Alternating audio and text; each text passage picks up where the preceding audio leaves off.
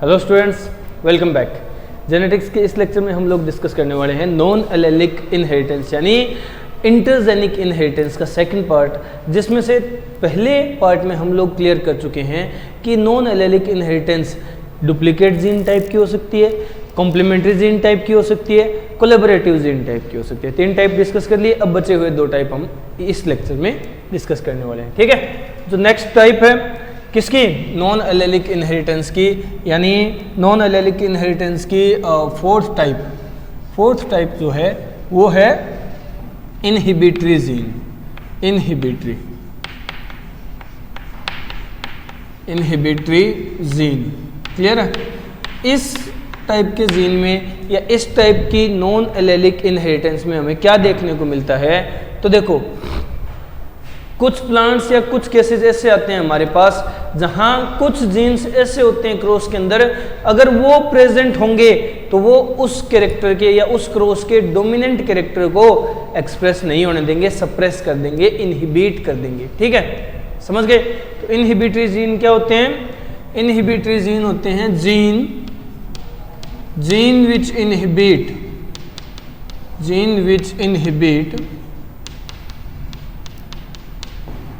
inhibit the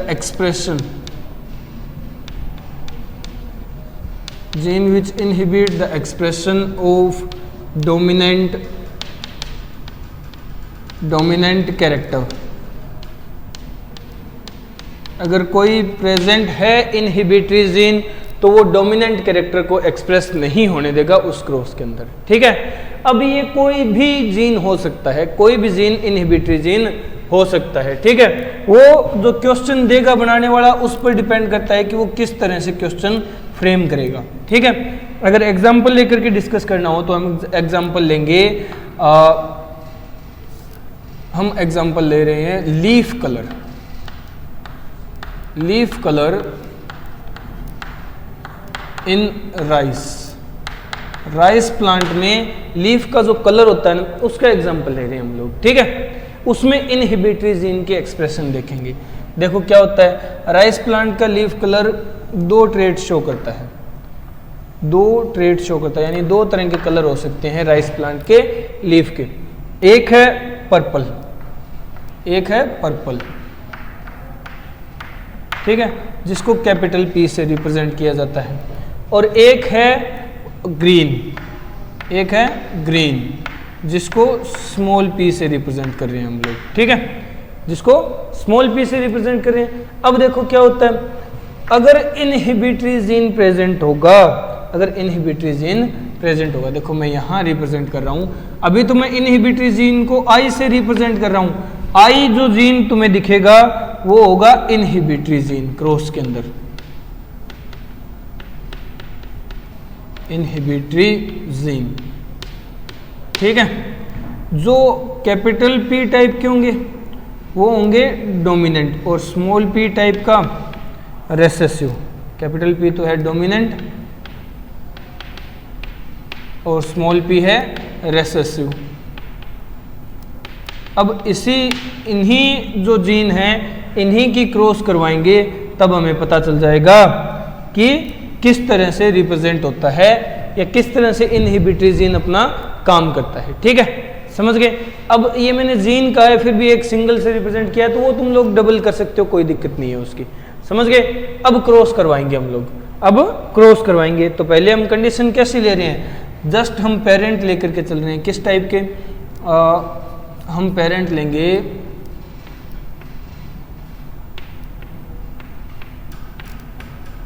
एक ये, और एक पेरेंट हम लोग लेंगे ये। तो ये किस टाइप का पेरेंट होगा, इस पेरेंट का कलर क्या होगा, लीफ का पर्पल, क्योंकि डोमिनेंट क्या है यहाँ, डोमिनेंट एलील प्रेजेंट है, जबकि इनहिबिटरी जीन वाली एलील रेसेसिव है। ठीक है, यहाँ ये कैपिटल में है और ये स्मॉल है, तो ये सिर्फ डोमिनेंट कैरेक्टर के एक्सप्रेशन को रोकती हैं, रेसेसिव कैरेक्टर के एक्सप्रेशन को नहीं रोकती। तो ये पेरेंट कैसा होगा, ये ग्रीन कलर का होगा, इसमें लीफ ग्रीन कलर के होंगे। ठीक है, क्रॉस करवाओ, क्रॉस करवाने से क्या मिलेगा, क्रॉस करवाने से जो रिजल्टेंट बनेगा, जो F1 इंडिविजुअल हमें मिलेगा वो कैसा होगा, capital I small I, capital P small P, capital P small P. अब ये क्या है, ये है F1 हाइब्रिड, ठीक है। और एक्सप्रेशन कैसा होगा, मतलब इसका लीफ कलर कैसा होगा, देखो कैपिटल पी आ गया तो कैसा होना चाहिए, पर्पल होना चाहिए ना, बट कैपिटल आई भी तो आ गया, ये इस कैरेक्टर के डोमिनेंट एलील के कैरेक्टर को सप्रेस कर देगा, इनहिबिट कर देगा, और कलर क्या आएगा, रेसेसिव वाला ग्रीन कलर, फिर भी ग्रीन आया, समझ गए ना। यहाँ क्लियर हो रहा है इनहिबिटरी जीन। अब और इसका रेशियो देख लेते हैं क्या आएगा। इस F1 की करवाते हैं सेल्फिंग, F1 की करवाएंगे सेल्फिंग, तो देखो capital I small I, capital P small P, cross में capital I small I, capital P small P, ठीक है। क्रॉस करवाएंगे दोनों का क्रॉस करवाएंगे तो देखो क्या इंडिविजुअल्स मिलेंगे हमें, रिजल्ट क्या मिलेगा या रिजल्टेंट क्या मिलेंगे। देखो यहाँ एक तो आएगा कैपिटल आई कैपिटल पी, एक आएगा कैपिटल आई स्मॉल पी, एक आएगा स्मॉल आई कैपिटल पी, एक आएगा स्मॉल आई स्मॉल पी। अब कैरेक्टर कैसे होंगे, देखो कैपिटल पी आया है तो इसको कैसा होना चाहिए था, इसको कैसा होना चाहिए था, पर्पल कलर का होना चाहिए था, कैपिटल पी डोमिनेंट है, बट इनहिबिटरी जीन है तो ये पर्पल नहीं हो पाएगा, ये ग्रीन रह जाएगा, ये ग्रीन रह जाएगा, क्योंकि इनहिबिटरी जीन ने इसका एक्सप्रेशन इनहिबिट कर दिया।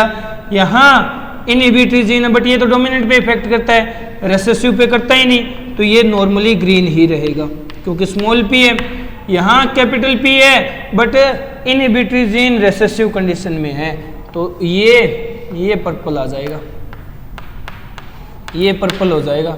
और इसी तरह ये वाला केस स्मॉल पी है स्मॉल आई है तो नेचुरली ग्रीन हो जाएगा, ठीक है, बाय डिफॉल्ट ग्रीन हो जाएगा।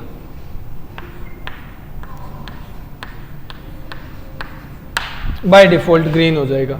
तो जहां इस रेशियो को 9:3:1 होना चाहिए था, यानी कैसा आना चाहिए था,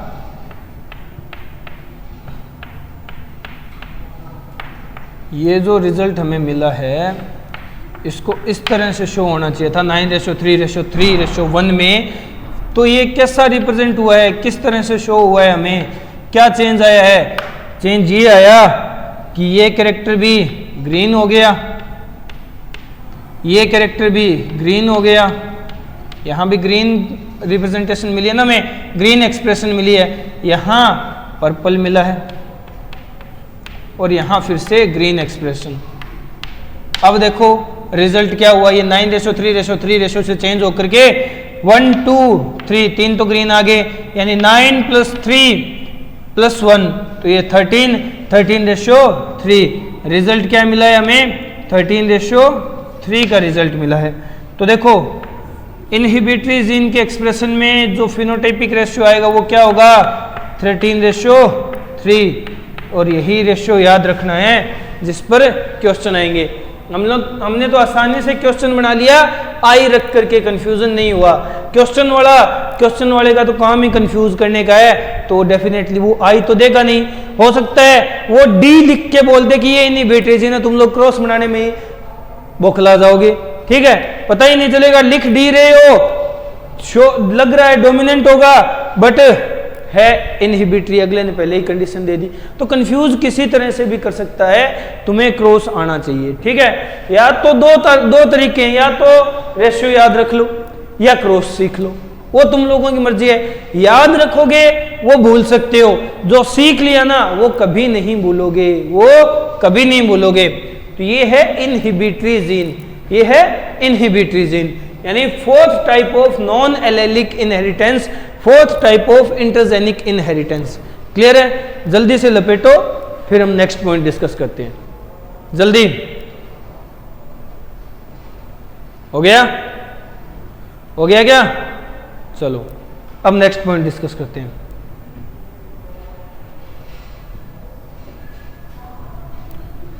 अब नेक्स्ट पॉइंट डिस्कस करना है।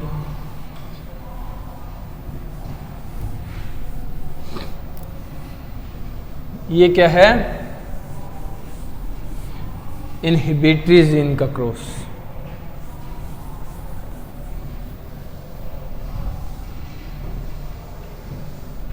इनहिबिटरी जीन का क्रॉस क्लियर है?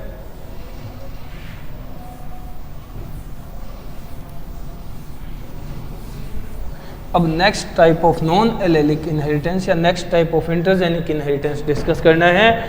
वो है अपना fifth type of intergenic inheritance या नॉन एलेलिक इनहेरिटेंस, जिसे कहा जाता है epistatic gene. Epistatic gene. Epistatic gene कौन सा जीन होता है? ठीक है, एपिस्टेटिक जीन कौन सा जीन होता है? तो देखो बाय डेफिनेशन बताना चाहें तो हम लोग लिखेंगे gene which inhibit the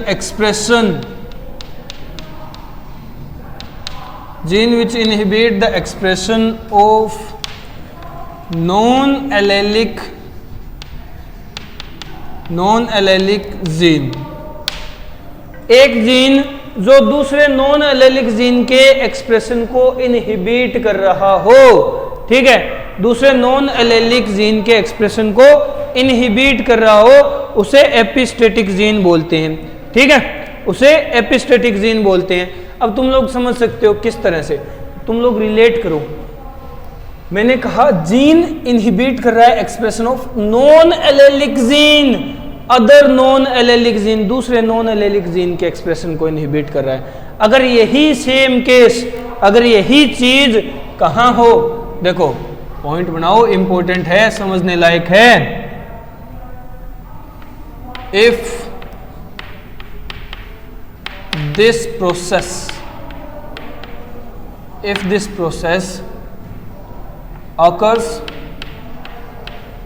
occurs in alleles of same gene,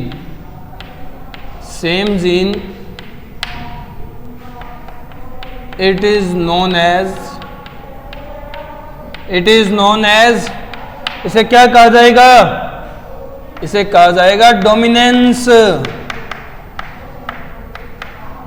और उस जीन को कहा जाएगा डोमिनेंट जीन। क्लियर है? अगर यही सेम केस सेम जीन के दो एलील्स के बीच में हो, यानी एक ही जीन की दो एलील में से एक एलील दूसरे एलील के एक्सप्रेशन को रोक दे और खुद को एक्सप्रेस कर दे, तो हम लोगों ने क्या कहा था? लॉ ऑफ डोमिनेंस, याद है ना?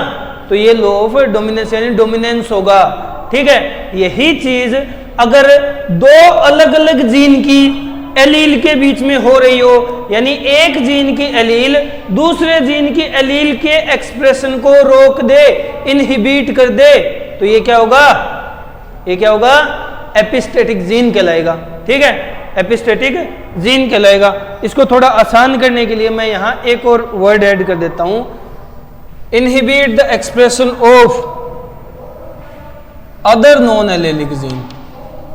कंफ्यूज नहीं होगे, other non allylic gene, other non allylic gene, दूसरे नॉन एलेलिक जीन के एक्सप्रेशन को रोक दे तो एपिस्टेटिक जीन कहलाता है। ठीक है, अब देखो, अब एपिस्टेटिक जीन तो तुम लोग समझ रहे होगे क्या होगा। मैं यहां नोट डाउन कर देता हूं एपिस्टेटिक जीन। एपिस्टेटिक जीन, दो तरह के जीन देखने को मिलते हैं हमें एपिस्टेसिस में, एक तो एपिस्टेटिक जीन, दूसरा हाइपोस्टेटिक जीन। हाइपोस्टेटिक जीन, एक तो एपिस्टेटिक जीन और एक हाइपोस्टेटिक जीन। अब देखो ये दोनों किस तरह से होंगे या क्या होंगे। एपिस्टेटिक जीन तो होगा जो एक्सप्रेस हो जाएगा। ठीक है, जो एक्सप्रेस होगा यानी खुद को एक्सप्रेस करेगा वो जीन, और जिसको सप्रेस कर देगा, जो सप्रेस्ड हो जाएगा, जो सप्रेस्ड हो जाएगा, ठीक है, वो हाइपोस्टेटिक जीन। यानी एक जीन दूसरे जीन की एक्सप्रेशन को रोक रहा है, तो रोकने वाला एपिस्टेटिक, जो रोकेगा खुद को एक्सप्रेस कर देगा वो तो एपिस्टेटिक, जो रुक गया, जो एक्सप्रेस नहीं हो पाया वो हाइपोस्टेटिक। समझ रहे हो ना, एपिस्टेटिक जीन और हाइपोस्टेटिक जीन में डिफरेंस। अब देखो, अब अगर एपिस्टेटिक जीन की बात हो, एपिस्टेटिक जीन की बात हो तो एपिस्टेटिक जीन दो तरह का होता है। एपिस्टेटिक जीन दो तरह का होता है, क्योंकि जीन है, जीन की दो एलील होंगी, जीन की दो एलील होंगी। एक तो होगी डोमिनेंट एलील, एक तो होगी डोमिनेंट एलील, एक होगी रिसेसिव एलील, एक होगी रिसेसिव एलील। जीन डोमिनेंट है, ठीक है, एपिस्टेटिक जीन है, यानी खुद को एक्सप्रेस करने वाला जीन है। इसकी दो एलील होगी, एक तो डोमिनेंट एलील, एक रिसेसिव एलील। अगर डोमिनेंट एलील इनहिबिट कर रही है, अगर डोमिनेंट एलील इनहिबिट कर रही है, क्या इनहिबिट कर रही है? Expression of hypostatic gene, hypostatic gene.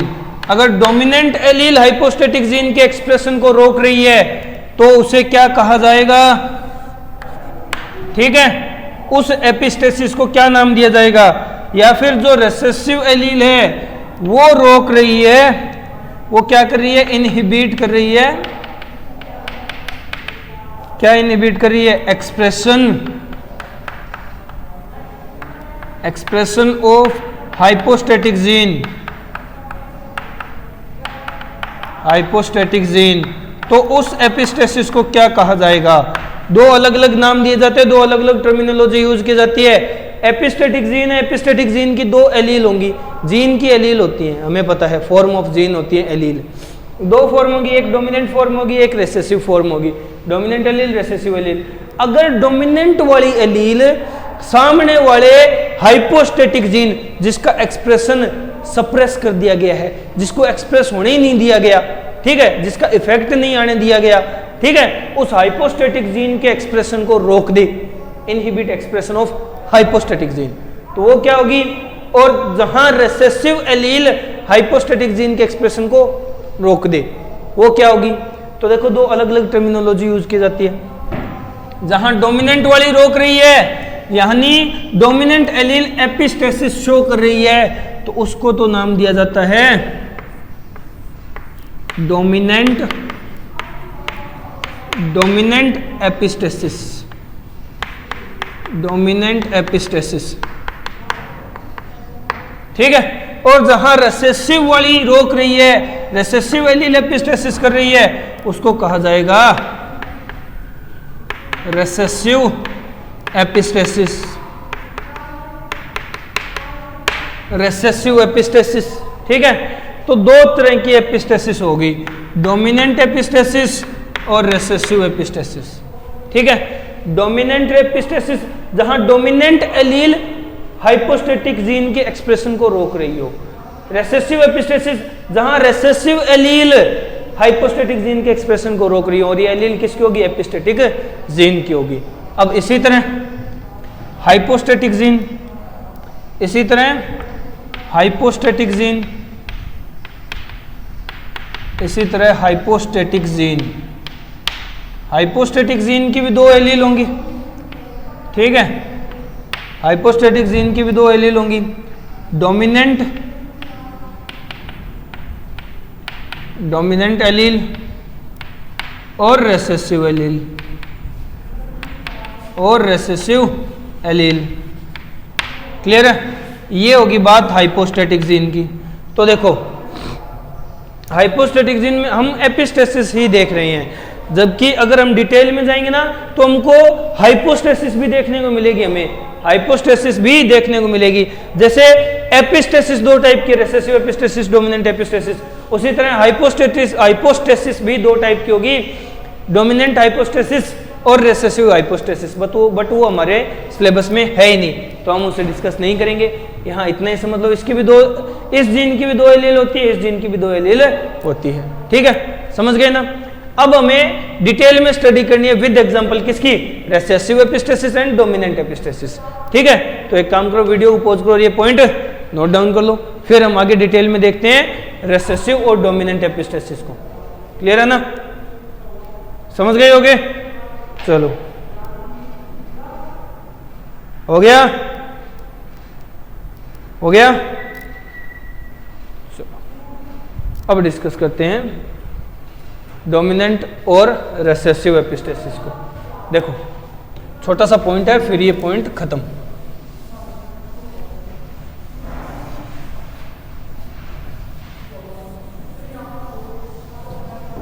Epistasis को समझो। एपिस्टेसिस में क्या होता है, एक जीन होता है जिसे एपिस्टेटिक जीन बोला जाता है। वो जीन क्या करता है, वो अपने साथ वाले दूसरे जीन की एक्सप्रेशन को रोक देता है। ठीक है, यानी इंटरजेनिक डोमिनेंस कह सकते हो तुम इसे। अगर एक टर्म मैं अपनी तरफ से देना चाहूँ ना, तो डोमिनेंस तो इंट्राजेनिक होती है, मतलब एक ही जीन के अंदर 2 एलील डोमिनेंस शो कर रही हूँ, कैरेक्टर्स को एक्सप्रेस और सप्रेस कर रही हूँ। जब 2 अलग अलग जीन की एलील आपस में कैरेक्टर को एक्सप्रेस और सप्रेस कर रही हूँ, तो वो होता है, अगर मैं मेरी टर्मिनोलॉजी में कहूँ तो इंटरजेनिक डोमिनेंस। ठीक है, यानी एपिस्टेसिस।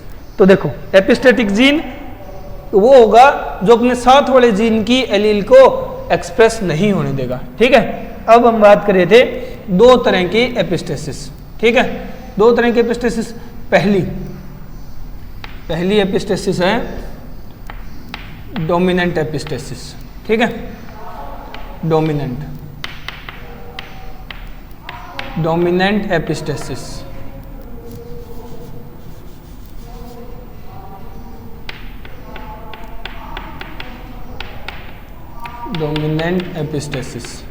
डोमिनेंट एपिस्टेसिस में क्या होगा, देखो डोमिनेंट एपिस्टेसिस में होगा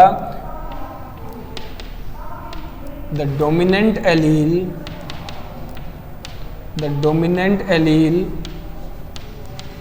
of epistatic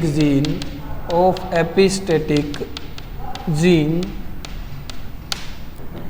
inhibit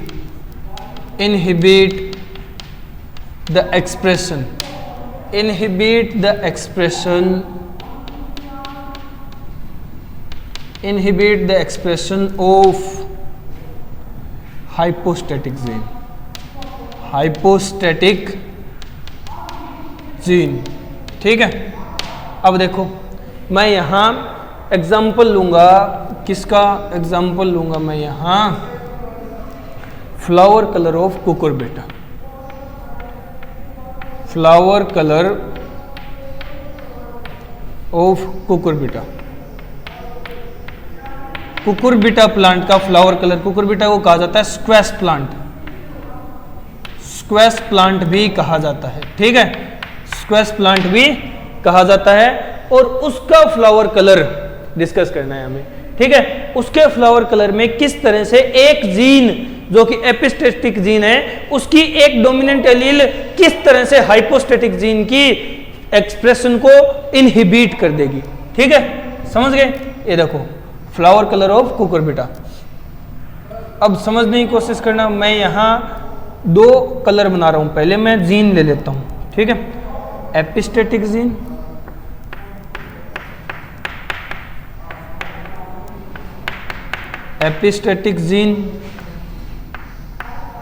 क्लियर है। एपिस्टेटिक जीन क्या करेगी, एपिस्टेटिक जीन की 2 एलील। ठीक है, एपिस्टेटिक जीन की 2 एलील, एक डोमिनेंट होगी एक रेसेसिव होगी। ठीक है, इस साइड में ले रहा हूं हाइपोस्टेटिक जीन, हाइपोस्टेटिक जीन, उसकी 2 एलील, एक डोमिनेंट एक रेसेसिव। ठीक है, अब फ्लावर कलर किस किस तरह का होता है, यहां अपन को व्हाइट कलर के फ्लावर देखने को मिलते हैं। ठीक है, समझ गए। येलो कलर के फ्लावर देखने को मिलते हैं। ठीक है, और ग्रीन कलर के फ्लावर देखने को मिलते हैं। समझ गए। तो देखो ये डोमिनेंट है व्हाइट वाली, यहाँ येलो वाली डोमिनेंट है, ग्रीन वाली रेसेसिव है। अब देखो इसकी बात हम करेंगे नहीं, क्योंकि ये तो क्या है, एपिस्टेटिक जीन की रेसेसिव एलील, हमें जरूरत ही नहीं। हम तो किसकी बात करें, डोमिनेंट एपिस्टेसिस, जहां डोमिनेंट एलील की बात होगी। डोमिनेंट एलील क्या करेगी, डोमिनेंट एलील इसके कैरेक्टर को भी इनहिबिट करेगी और इसके कैरेक्टर को भी इनहिबिट करेगी। ठीक है, इसके कैरेक्टर को भी क्या करेगी, इनहिबिट, और इसे भी इनहिबिट करेगी। ठीक है, दोनों के कैरेक्टर को इनहिबिट करेगी क्या, dominant allele of epistatic gene. Clear है, समझ गए। अब बनाओ क्रॉस, क्रॉस बनाओ। ये चीज समझ आई, एपिस्टेटिक जीन की 2 एलील, हाइपोस्टेटिक जीन की 2 एलील। ठीक है, हाइपोस्टेटिक जीन की दोनों एलील डोमिनेंट और रेसेसिव, एपिस्टेटिक जीन की दोनों एलील डोमिनेंट और रेसेसिव। हम बात कर रहे हैं किसकी, एपिस्टेटिक जीन की। एपिस्टेटिक जीन में डोमिनेंट एपिस्टेसिस की। डोमिनेंट एपिस्टेसिस की अगर बात करेंगे तो देखो यहाँ डोमिनेंट एलील का ही काम है, तो डोमिनेंट एलील की ही बात करेंगे। डोमिनेंट एलील दोनों को इनहिबिट करके रखेगी, दोनों को क्या करके रखेगी, इनहिबिट करके रखेगी, दोनों को एक्सप्रेशन के, दोनों के एक्सप्रेशन को इनहिबिट करके रखेगी, रोक के रखेगी, उन्हें एक्सप्रेस नहीं होने देगी। ठीक है, उन्हें एक्सप्रेस नहीं होने देगी। चलो अब बनाते हैं हम लोग क्रॉस। क्रॉस बनाने से पहले 2-3 बेसिक चीजें, जैसे ये क्या है अपने पास, ये डोमिनेंट एलील है जो कि व्हाइट कलर शो कर रही है। ठीक है, ये येलो शो कर रही है, और ये क्या शो कर रही है, ये शो कर रही है ग्रीन कलर। ठीक है, अब इन्हीं का क्रॉस बनाना है हमें, इन्हीं कलर से। ये क्या है, flower colour of Cucurbita squash plant. Squash plant Cucurbita का फ्लावर कलर है ये। ठीक है, कुकुरबिटा प्लांट का फ्लावर कलर है, और यही है जिनका हमें क्रॉस बनाना है। अब क्रॉस बनाते वक्त देखो हम किस तरह के पेरेंट लेंगे। क्रॉस बनाते वक्त हम लेंगे प्योर पेरेंट। ठीक है, क्रॉस बनाते वक्त हम लेंगे प्योर पेरेंट। प्योर पेरेंट कैसे, देखो क्रॉस में 2 प्योर पेरेंट लेंगे।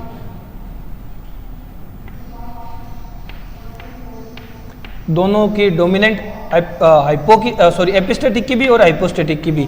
ठीक है, ऐसा पेरेंट, और दोनों की रेसेसिव, दोनों की रेसेसिव जहां हो ऐसा पेरेंट।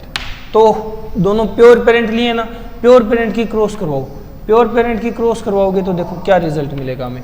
हमें जो रिजल्ट मिलेगा वो ये होगा, capital W small w, capital Y small y। अब देखना तुम लोग, ये तो है एपिस्टेटिक जीन है, इसका एक्सप्रेशन तो सप्रेस रहेगा, मतलब ही नहीं। तो ये क्या है, ये तो होगा व्हाइट। ये कैसा होगा, ये तो व्हाइट होगा फ्लावर कलर। इसमें कैसा होगा, ये क्या है, ये क्या है, एपिस्टेटिक जीन। एपिस्टेटिक जीन की रेसेसिव एलील है जिसकी हम बात नहीं कर रहे, और ये हाइपोस्टेटिक जीन है। हाइपोस्टेटिक जीन की रेसेसिव एलील है, यानी जो एक्सप्रेशन शो करेगी ग्रीन कलर। ठीक है, ग्रीन कलर, समझ गए। अब ये कैसा बना है, इसमें दोनों डोमिनेंट है और दोनों रेसेसिव हैं। तो देखो एपिस्टेटिक का डोमिनेंट अपना कैरेक्टर एक्सप्रेस करेगा, और ये पूरी की पूरी F1 क्या बन जाएगी, ये F1 जनरेशन जो है ये पूरी की पूरी वाइट हो जाएगी, ये पूरी की पूरी वाइट हो जाएगी। अब वाइट हो गई तो देखो किस तरह से कैरेक्टर शो होंगे। इसके हम करवाएंगे selfing, capital W small w, capital Y small y, cross करवाएंगे capital W small w, capital Y small y से। अब क्रॉस का रिजल्ट क्या आएगा वो हम लोग यहां देखेंगे। देखो capital W small w, capital Y small y, cross है capital W small w, capital Y small y। जो रिजल्ट हमें मिलेगा वो किस तरह का होगा, देखो हम यहां नोट डाउन कर लेते हैं। एक तो हमें मिलेगा कैपिटल W कैपिटल Y, एक मिलेगा कैपिटल W स्मॉल y, फिर मिलेगा small w capital Y, small w small y।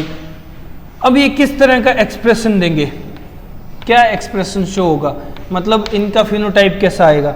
देखो कैपिटल W है, ठीक है, तो इसको अपने आप सप्रेस कर देगा क्योंकि ये एपिस्टेटिक जीन की डोमिनेंट एलील है।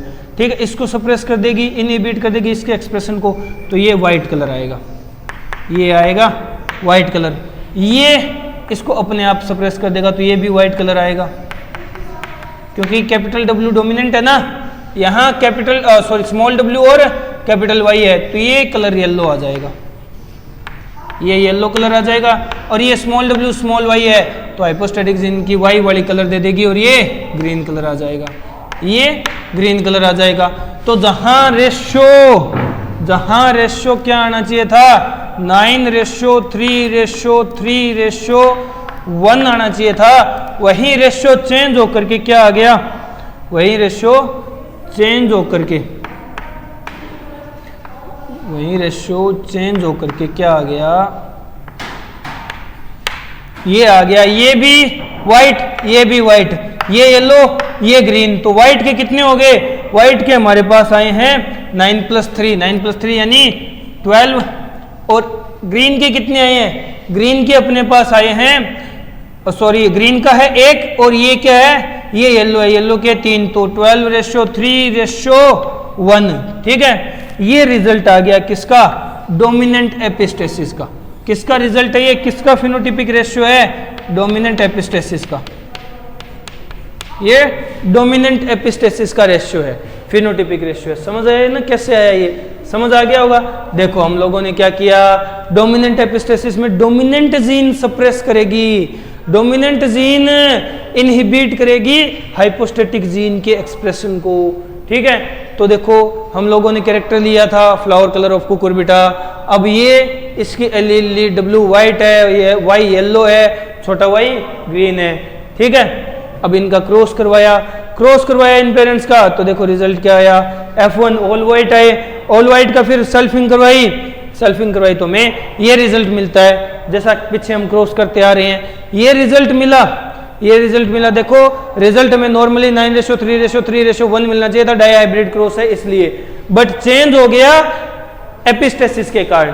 डोमिनेंट एपिस्टेसिस है तो क्या रिजल्ट आया, ये भी व्हाइट, ये क्या आ गया, येलो, और ये ग्रीन, तो 12:3:1 ये रिजल्ट आ गया डोमिनेंट एपिस्टेसिस का। ये किसका रिजल्ट आ गया, डोमिनेंट एपिस्टेसिस का। समझ गए, तो ये डोमिनेंट एपिस्टेसिस है। जल्दी से वीडियो पॉज करो और पॉइंट नोट डाउन कर लो, फिर हम लोग नेक्स्ट रेसेसिव एपिस्टेसिस डिस्कस करते हैं। क्लियर है, जल्दी हो गया। चलो, ये था डोमिनेंट एपिस्टेसिस। अब यही सेकंड डिस्कस कर लेते हैं हम लोग रेसेसिव एपिस्टेसिस में। सेम ही क्रॉस होगा, सेम ही सारे कैरेक्टर होंगे, ठीक है, सेम ही पैटर्न से रिजल्ट आएगा, बट रिजल्ट डिफरेंट होगा क्योंकि वहाँ रेसेसिव जीन रोक रहा है।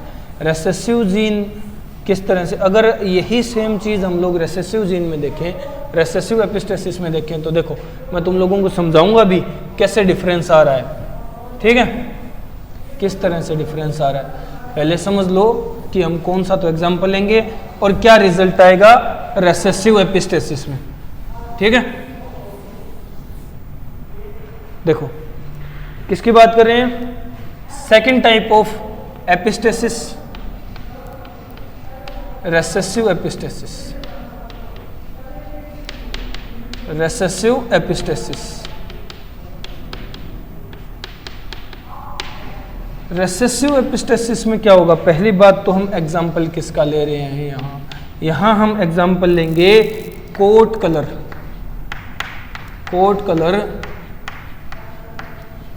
ऑफ माइस, और उसका रिजल्ट क्या मिलेगा हमें, रिजल्ट हमें मिलेगा 9:3:4। ठीक है, 9:3:4। 9 वाले क्या हैं, 3 वाला कैसा कलर है और 4 वाला कैसा कलर है। 9 वाला जो कलर है वो क्या है, अगौटी कलर है, यानी ब्राउन कलर है। 3 वाला जो कलर है वो है ब्लैक कलर है, और 4 वाला कलर है अल्बिनो, यानी वाइट अल्बिनो कलर। ठीक है, ये रिजल्ट मिला। अब ये कैसे मिला, तो इसकी बात नहीं कर रहे हम लोग, पीछे जो अभी डोमिनेंट एपिस्टेसिस की है वहीं से देखते हैं, तुम लोगों को समझाने के लिए बता रहा हूँ, जस्ट समझाने के लिए। जैसे ये 9:3:3:1 ये हमारा जनरल रेशियो है। ठीक है, रिजल्ट क्या आया था, capital W capital Y, capital W small y, small w capital Y, small w small y। Result क्या आया था, ये डोमिनेंट एपिस्टेसिस का रिजल्ट था 12:3:1। ठीक है, अब रेसेसिव एपिस्टेसिस हो, रेसेसिव एपिस्टेसिस हो तो देखो जहां रेसेसिव एलील होगी वो दूसरी जो हाइपोस्टेटिक जीन है उसके कैरेक्टर को क्या कर देगी, उसके कैरेक्टर को इनहिबिट कर देगी। तो यहाँ तो रेसेसिव है नहीं तो एज इट इज आ जाएगा। ठीक है, एज इट इज आ गया 9। ठीक है, यहाँ रेसेसिव है नहीं, यहाँ रेसेसिव है नहीं तो एज इट इज आ गया 3। यहाँ रेसेसिव है, यहाँ रेसेसिव है तो क्या हुआ, ये रेसेसिव वाला मान लो, रेसेसिव वाला मैं कलर ले रहा हूँ ब्लैक, तो ये भी ब्लैक आ गया, भले ही ये डोमिनेंट ले लो ब्लैक और ये भी ब्लैक आ गया, तो 3 + 1 4 आ गया। इस तरह से 9:3:4 आया है। समझ गए, क्लियर है ना। तो ये होता है रेसेसिव। अब तुम लोग बता सकते हो ना कि कौन सा कलर रेसेसिव था, माइस के कोट कलर में कौन सा कलर रेसेसिव था। माइस का जब कोट कलर लिया रेसेसिव एपिस्टेसिस में, तुम लोग बता सकते हो अल्बिनो कलर रेसेसिव था। ठीक है, अल्बिनो कलर रेसेसिव था, इसीलिए इसी का कॉम्बिनेशन है। समझ गए ना, क्लियर है। तो ये था रेसेसिव एपिस्टेसिस। जल्दी से वीडियो पॉज करके निपटाओ ये पॉइंट, लपेटो, जल्दी लपेटो। जेनेटिक्स के इस लेक्चर में हम लोग डिस्कस करने वाले हैं अब पॉलीजेनिक इनहेरिटेंस। ये एक नया टॉपिक है अपना। ठीक है, जहां हम एक तरह से क्वांटिजेनिक इनहेरिटेंस की बात करेंगे, क्वांटिटेटिव इनहेरिटेंस की बात करेंगे। क्लियर है, तो स्टार्ट करते हैं, देखते हैं पॉलीजेनिक इनहेरिटेंस क्या होता है। ठीक है, तो देखो हम बात कर रहे हैं किसकी, polygenic, polygenic inheritance, polygenic inheritance या फिर हम कहें तो quantitative, quantitative inheritance, quantitative inheritance, या फिर इसे नाम दिया जा सकता है मल्टीजेनिक, मल्टीजेनिक इनहेरिटेंस, मल्टीजेनिक इनहेरिटेंस। ठीक है, पॉलीजेनिक, क्वांटिटेटिव या मल्टीजेनिक इनहेरिटेंस का मतलब क्या है, इस पॉइंट में, इस टॉपिक में हम लोग क्या स्टडी करने वाले हैं। तो देखो नॉर्मली क्या होता है, एक जीन एक कैरेक्टर को रेगुलेट करता है, यानी एक कैरेक्टर एक जीन से रेगुलेट होता है। यहाँ क्या आएगा कि एक जीन, हम लोगों ने पॉलीजेनिक वर्ड पहले बात की थी इसकी, जहां एक कैरेक्टर एक से ज्यादा जीन से कंट्रोल हो रहा हो, एक कैरेक्टर एक से ज्यादा जीन से कंट्रोल हो रहा हो, यानी पॉलीजेनिक इनहेरिटेंस क्या होती है, वन कैरेक्टर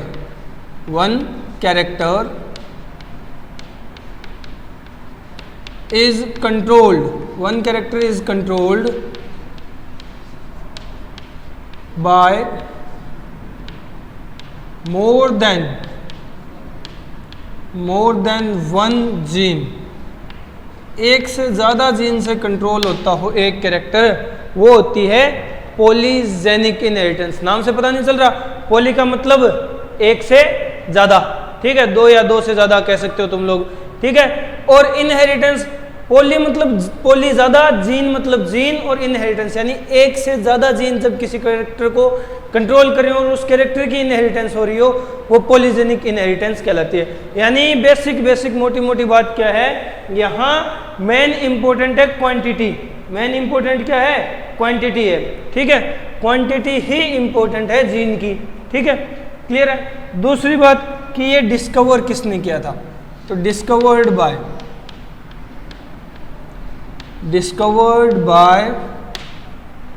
डिस्कवर किया था कोलरेचर ने,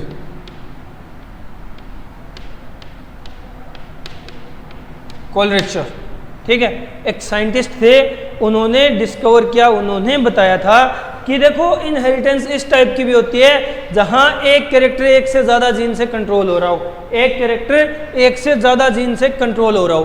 और ये चीज इन्होंने किस प्लांट में या किस ऑब्जेक्ट में, किस ऑर्गेनिज्म के जेनेटिक मटेरियल में डिस्कवर की थी, तो ये डिस्कवर की थी कोलरेचर ने in tobacco plant, in tobacco plant में डिस्कवर की थी, क्लियर है। तो डिस्कवर किसने की, कोलरेचर ने। होता क्या है, जहां एक कैरेक्टर एक से ज्यादा जीन से रेगुलेट हो रहा हो, मतलब अब अगर मीनिंग की बात करें, इसका मीनिंग क्या होगा, तो देखो expression expression of dominant character, expression of dominant character is depends on quantity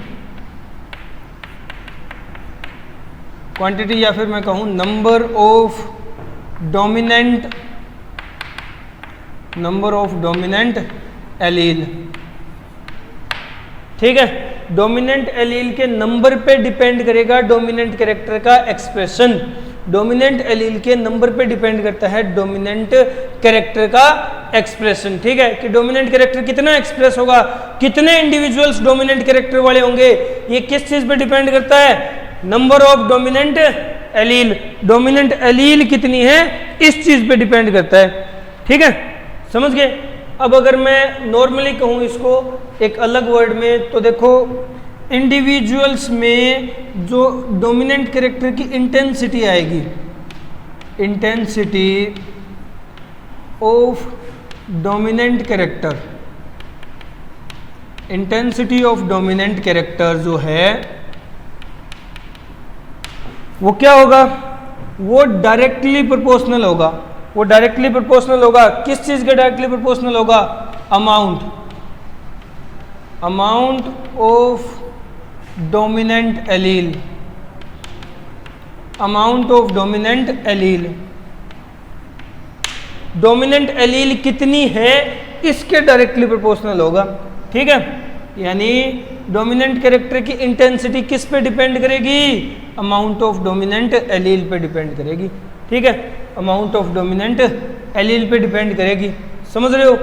अब बारी आती है एग्जांपल्स की, कि ऐसा हमें कहाँ देखने को मिलता है पॉलीजेनिक इनहेरिटेंस के एग्जाम्पल। तो जब बात एग्जाम्पल की करें तो एग्जाम्पल में आएगा, जैसे सबसे पहला और सबसे इंपॉर्टेंट है human skin colour. Human skin colour ये भी पॉलीजेनिक इनहेरिटेंस का एग्जाम्पल है। ठीक है, फिर human blood pressure, human blood pressure, human का जो ब्लड प्रेशर है ना वो भी पॉलीजेनिक इनहेरिटेंस का ही एग्जाम्पल है। यानी ये दो कैरेक्टर ह्यूमंस में, और भी बहुत सारे एग्जाम्पल्स होंगे। देखो जैसे स्किन कलर है, याद हो तुम लोगों को, हम लोग जब एंडोक्राइन सिस्टम पढ़ रहे थे, एंडोक्राइन सिस्टम में एक पॉइंट आता है मेलानिन हार्मोन वाला। ठीक है, वहां हम लोगों ने डिस्कस किया था कि ह्यूमन स्किन कलर एक पॉलीजेनिक इनहेरिटेंस शो करने वाला कैरेक्टर है। ठीक है, यानी काफी सारे जीन इस एक कैरेक्टर को रेगुलेट करते हैं। समझ गए, इस एक कैरेक्टर को काफी सारे जीन रेगुलेट करते हैं। ठीक है, नेक्स्ट अगर और बात करें क्या होगा, तो देखो नेक्स्ट एग्जांपल आता है ह्यूमन इंटेलिजेंस।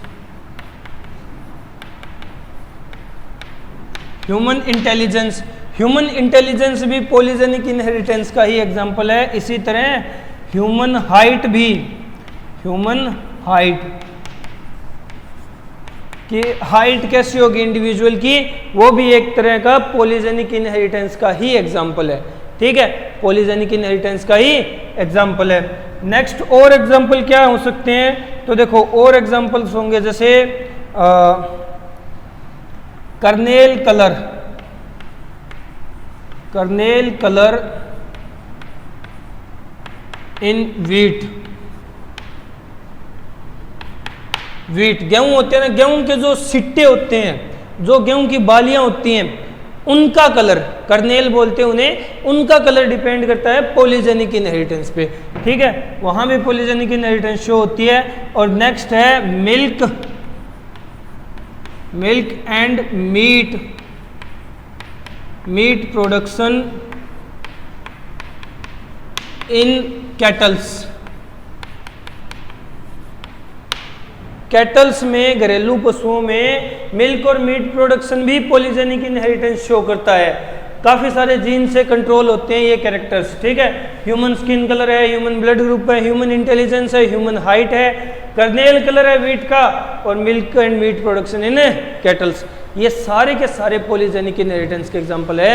ये one of the most important point कह सकते हैं हम लोग, क्या है कि पॉलीजेनिक क्वांटिटेटिव या मल्टीजेनिक, मतलब जहां एक कैरेक्टर एक से ज्यादा जीन से रेगुलेट हो रहा हो, एक से ज्यादा जीन मिलकर के एक कैरेक्टर को रेगुलेट करें, ठीक है, एक से ज्यादा जीन मिलकर के एक कैरेक्टर को रेगुलेट करें, वो पॉलीजेनिक इनहेरिटेंस होगी, क्वांटिटेटिव इनहेरिटेंस होगी, मल्टीजेनिक इनहेरिटेंस होगी। कोलरेचर ने डिस्कवर किया था टोबैको प्लांट के अंदर, क्लियर है, क्या बताया था कि डोमिनेंट कैरेक्टर का जो एक्सप्रेशन है ना वो किस चीज पे डिपेंड करता है, क्वांटिटी ऑफ डोमिनेंट एलील, कि वहां डोमिनेंट एलील कितनी है इस चीज पे डिपेंड करता है डोमिनेंट कैरेक्टर का एक्सप्रेशन, क्लियर है, यानी intensity of dominant character directly proportional होती है किसके, अमाउंट ऑफ डोमिनेंट एलील। ये इंपॉर्टेंट है, ये लाइन इंपॉर्टेंट है, ठीक है। एग्जांपल्स हैं, ह्यूमन स्किन कलर है, ह्यूमन ब्लड ग्रुप है, ह्यूमन इंटेलिजेंस है, ह्यूमन हाइट है, कर्नेल कलर है व्हीट का, और milk and meat production in kettles है, क्लियर है। तो ये हुई पॉलीजेनिक इनहेरिटेंस। एक बार वीडियो पॉज करो, जल्दी से नोट डाउन करो जल्दी। ये किसकी बात हुई, पॉलीजेनिक इनहेरिटेंस क्या होती है वो हम लोगों ने देख लिया। अब हम इसके एग्जाम्पल डिस्कस करने वाले हैं, ठीक है। अब हम बात करेंगे इसके एग्जाम्पल्स की, क्लियर है। तो देखो एग्जाम्पल, पॉलीजेनिक इनहेरिटेंस को एग्जाम्पल से स्टडी करते हैं।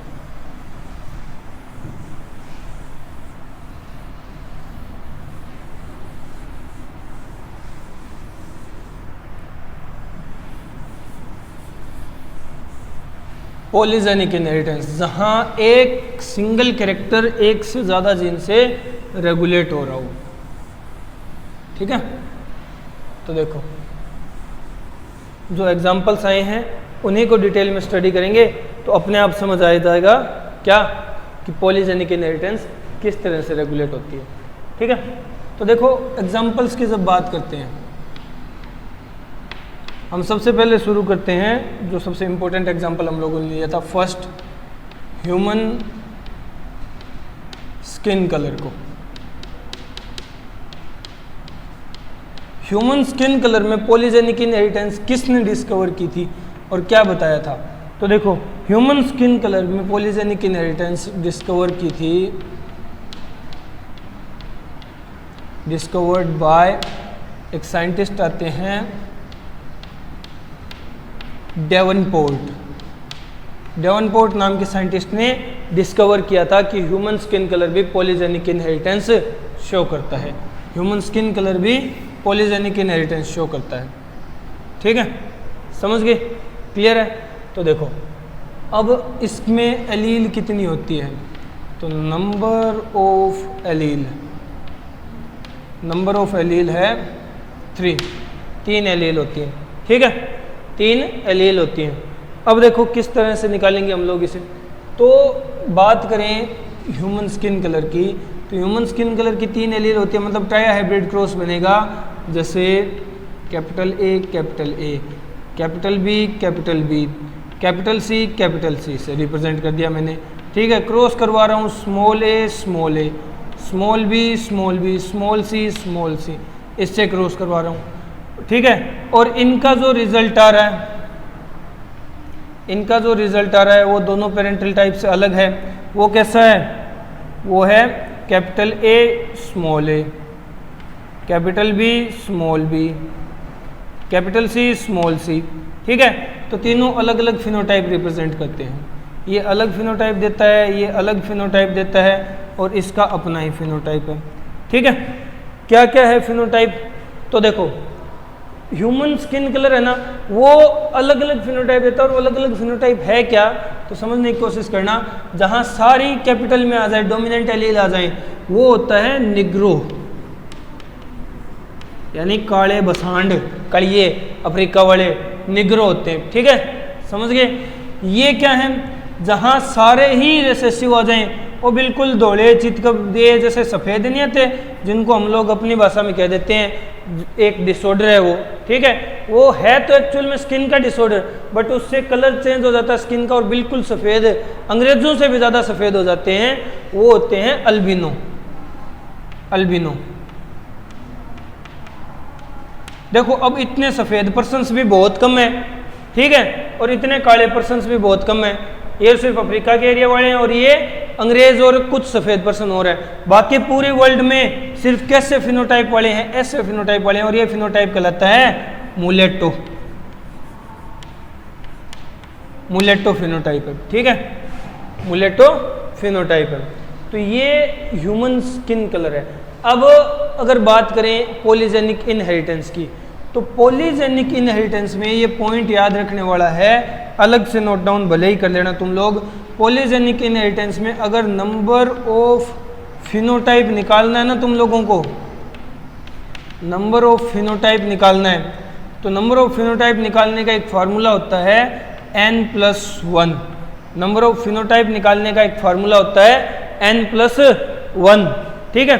n+1 किसका फार्मूला है? नंबर ऑफ फिनोटाइप निकालने का। किसके अंदर? पॉलीजेनिक इनहेरिटेंस में। इसको स्पेशली नोट डाउन कर लेना अलग से, ठीक है। पॉलीजेनिक इनहेरिटेंस में अगर तुम्हें जैसे ये है, इसमें नंबर ऑफ फिनोटाइप निकालना होगा तो भी यही फार्मूला लगाओगे, वो हम अभी लगा करके देख लेते हैं, निकालते हैं नंबर ऑफ फिनोटाइप इसका, ठीक है। एक बार ये वीडियो पॉज करो और ये पॉइंट नोट डाउन करो, ठीक है। अभी इसका फिनोटाइप निकालेंगे, इसमें कितनी तरह के फिनोटाइप आते हैं अपने पास, जल्दी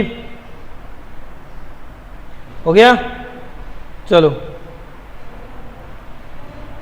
चलो अब हम देखते हैं नंबर ऑफ फिनोटाइप कितने आएंगे। इसी क्रॉस को आगे बढ़ाना है हमें, ठीक है।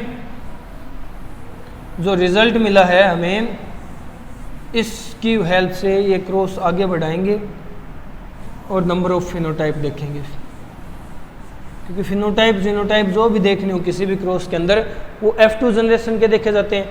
ये तो F1 जनरेशन थी, अब बनाते हैं F2 जनरेशन, ठीक है। F2 जनरेशन में क्या करेंगे? Capital A small a, capital B small b, capital C small c के सेल्फिंग करवाएंगे, यानी इसी को क्रॉस करवाएंगे। Capital A small a, capital B small b, capital C small c से, ठीक है।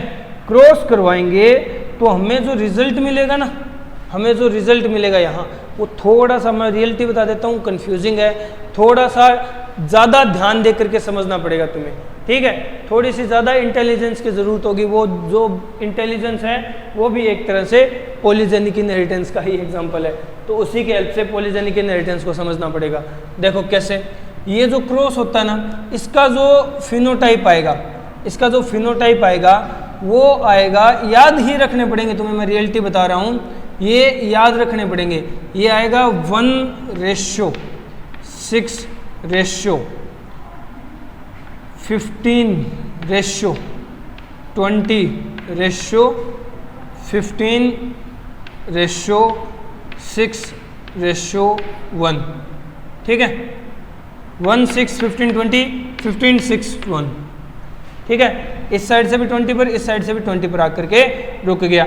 अब इनके अंदर नंबर ऑफ डोमिनेंट एलील कितनी होगी, नंबर ऑफ डोमिनेंट एलील कितनी होगी इनके अंदर, वो देखना है, ठीक है। मतलब ये जो एलील है, इनमें से डोमिनेंट एलील कितनी होगी, तो डोमिनेंट एलील यहाँ तो एक भी नहीं होगी, 0 होगी। क्यों? क्योंकि ये तो अल्बिनो टाइप का, अल्बिनो में डोमिनेंट एलील होती नहीं, ठीक है। यहाँ 1 होगी, यहाँ 2 होगी, यहाँ 3 होगी, यहाँ 4 होगी, यहाँ 5 होगी, और यहाँ 6 की 6 एलील डोमिनेंट हो जाएगी। तो ये क्या है? ये तो है इनका फिनोटाइप, ये तो है फिनोटाइप, और ये है नंबर ऑफ डोमिनेंट एलील। अब ये फिनोटाइप निकला कैसे तुम लोग कहोगे, ठीक है। तो ये रिजल्ट तो आया है क्रॉस से, बट हमें कैसे पता चला कि ये 7 होंगे? 7 कैसे होंगे वो बताया इस फॉर्मूले ने। 7 कैसे होंगे वो किसने बताया? वो बताया इस फॉर्मूले ने। इस फॉर्मूले ने हमें कैसे बताया? तो देखो n+1 करना था। n हम लोगों ने क्या लिया, यहाँ एलील कितनी है, तो देखो 1 2 3 4 5 और 6, ठीक है। 6 ही इस साइड है, तो टोटल 6 एलील का क्रॉस है, ठीक है। अब 6 एलील का क्रॉस है तो नंबर ऑफ फिनोटाइप क्या होगा?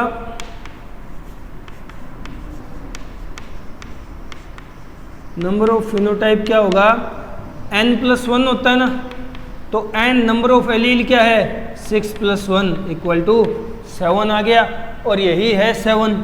ठीक है, अब इस रेशियो को थोड़ा और शॉर्ट करो, थोड़ा और शॉर्ट करोगे तो एक जो है ये इस साइड वाला एंडिंग वाला 1, ये तो है निग्रो टाइप का। ठीक है, और ये जो है जिसके अंदर एक भी डोमिनेंट एलील नहीं है, ये अल्बिनो हो गया, ये अल्बिनो हो गया। बाकी सारे के सारे क्या हो गए? मुलेटो, सारे के सारे मुलेटो हो गए। तो रेशियो को शॉर्ट करोगे क्या बनेगा? रेशियो को शॉर्ट करोगे तो ये रेशियो बनेगा 1:, सम कर लो, सम किसका कर लो? 6 + 15 + 15 + 6 + 20 कितना हो गया? 15 15 30, 30 + 20 50, 50 + 12 कितना हो गया? 62। 1:62:1, ये सिंप्लीफाइड रेशियो आ गया। ये क्या आ गया? Simplified ratio. Human skin colour का पॉलीजेनिक इनहेरिटेंस में सिंप्लीफाइड रेशियो होता है 1:62:1। और इसी में जो ये 1 है ये तो निग्रो है, ठीक है, ये 1 है ये अल्बिनो है, और ये 62 है ये मुलेटो है, ये मुलेटो वाले हैं। समझ गए? तो इस तरह से human skin colour polygenic inheritance show करता है। ये फिनोटाइप है, इतना ये रेशियो आएगा फिनोटाइप का। ठीक है, और ये फिनोटाइप में डोमिनेंट एलील के नंबर आएंगे। समझ गए? अब इस तरह से हमें पता चला फिनोटाइप टोटल कितने होंगे? 7 होंगे। ठीक है, n+1 करके। क्लियर है ना? अब ये टोटल रेशियो आ गया आफ्टर ऑल। समझ गए? एक बार ये निपटाओ, फिर नेक्स्ट पॉइंट डिस्कस करते हैं। ये है human skin colour, human skin colour. Clear है? चलो अब नेक्स्ट पॉइंट डिस्कस करते हैं। नेक्स्ट एग्जांपल, ये तो ह्यूमन स्किन कलर का एग्जांपल हुआ। रेशियो कितना था ह्यूमन स्किन कलर का? 1:62:1। वन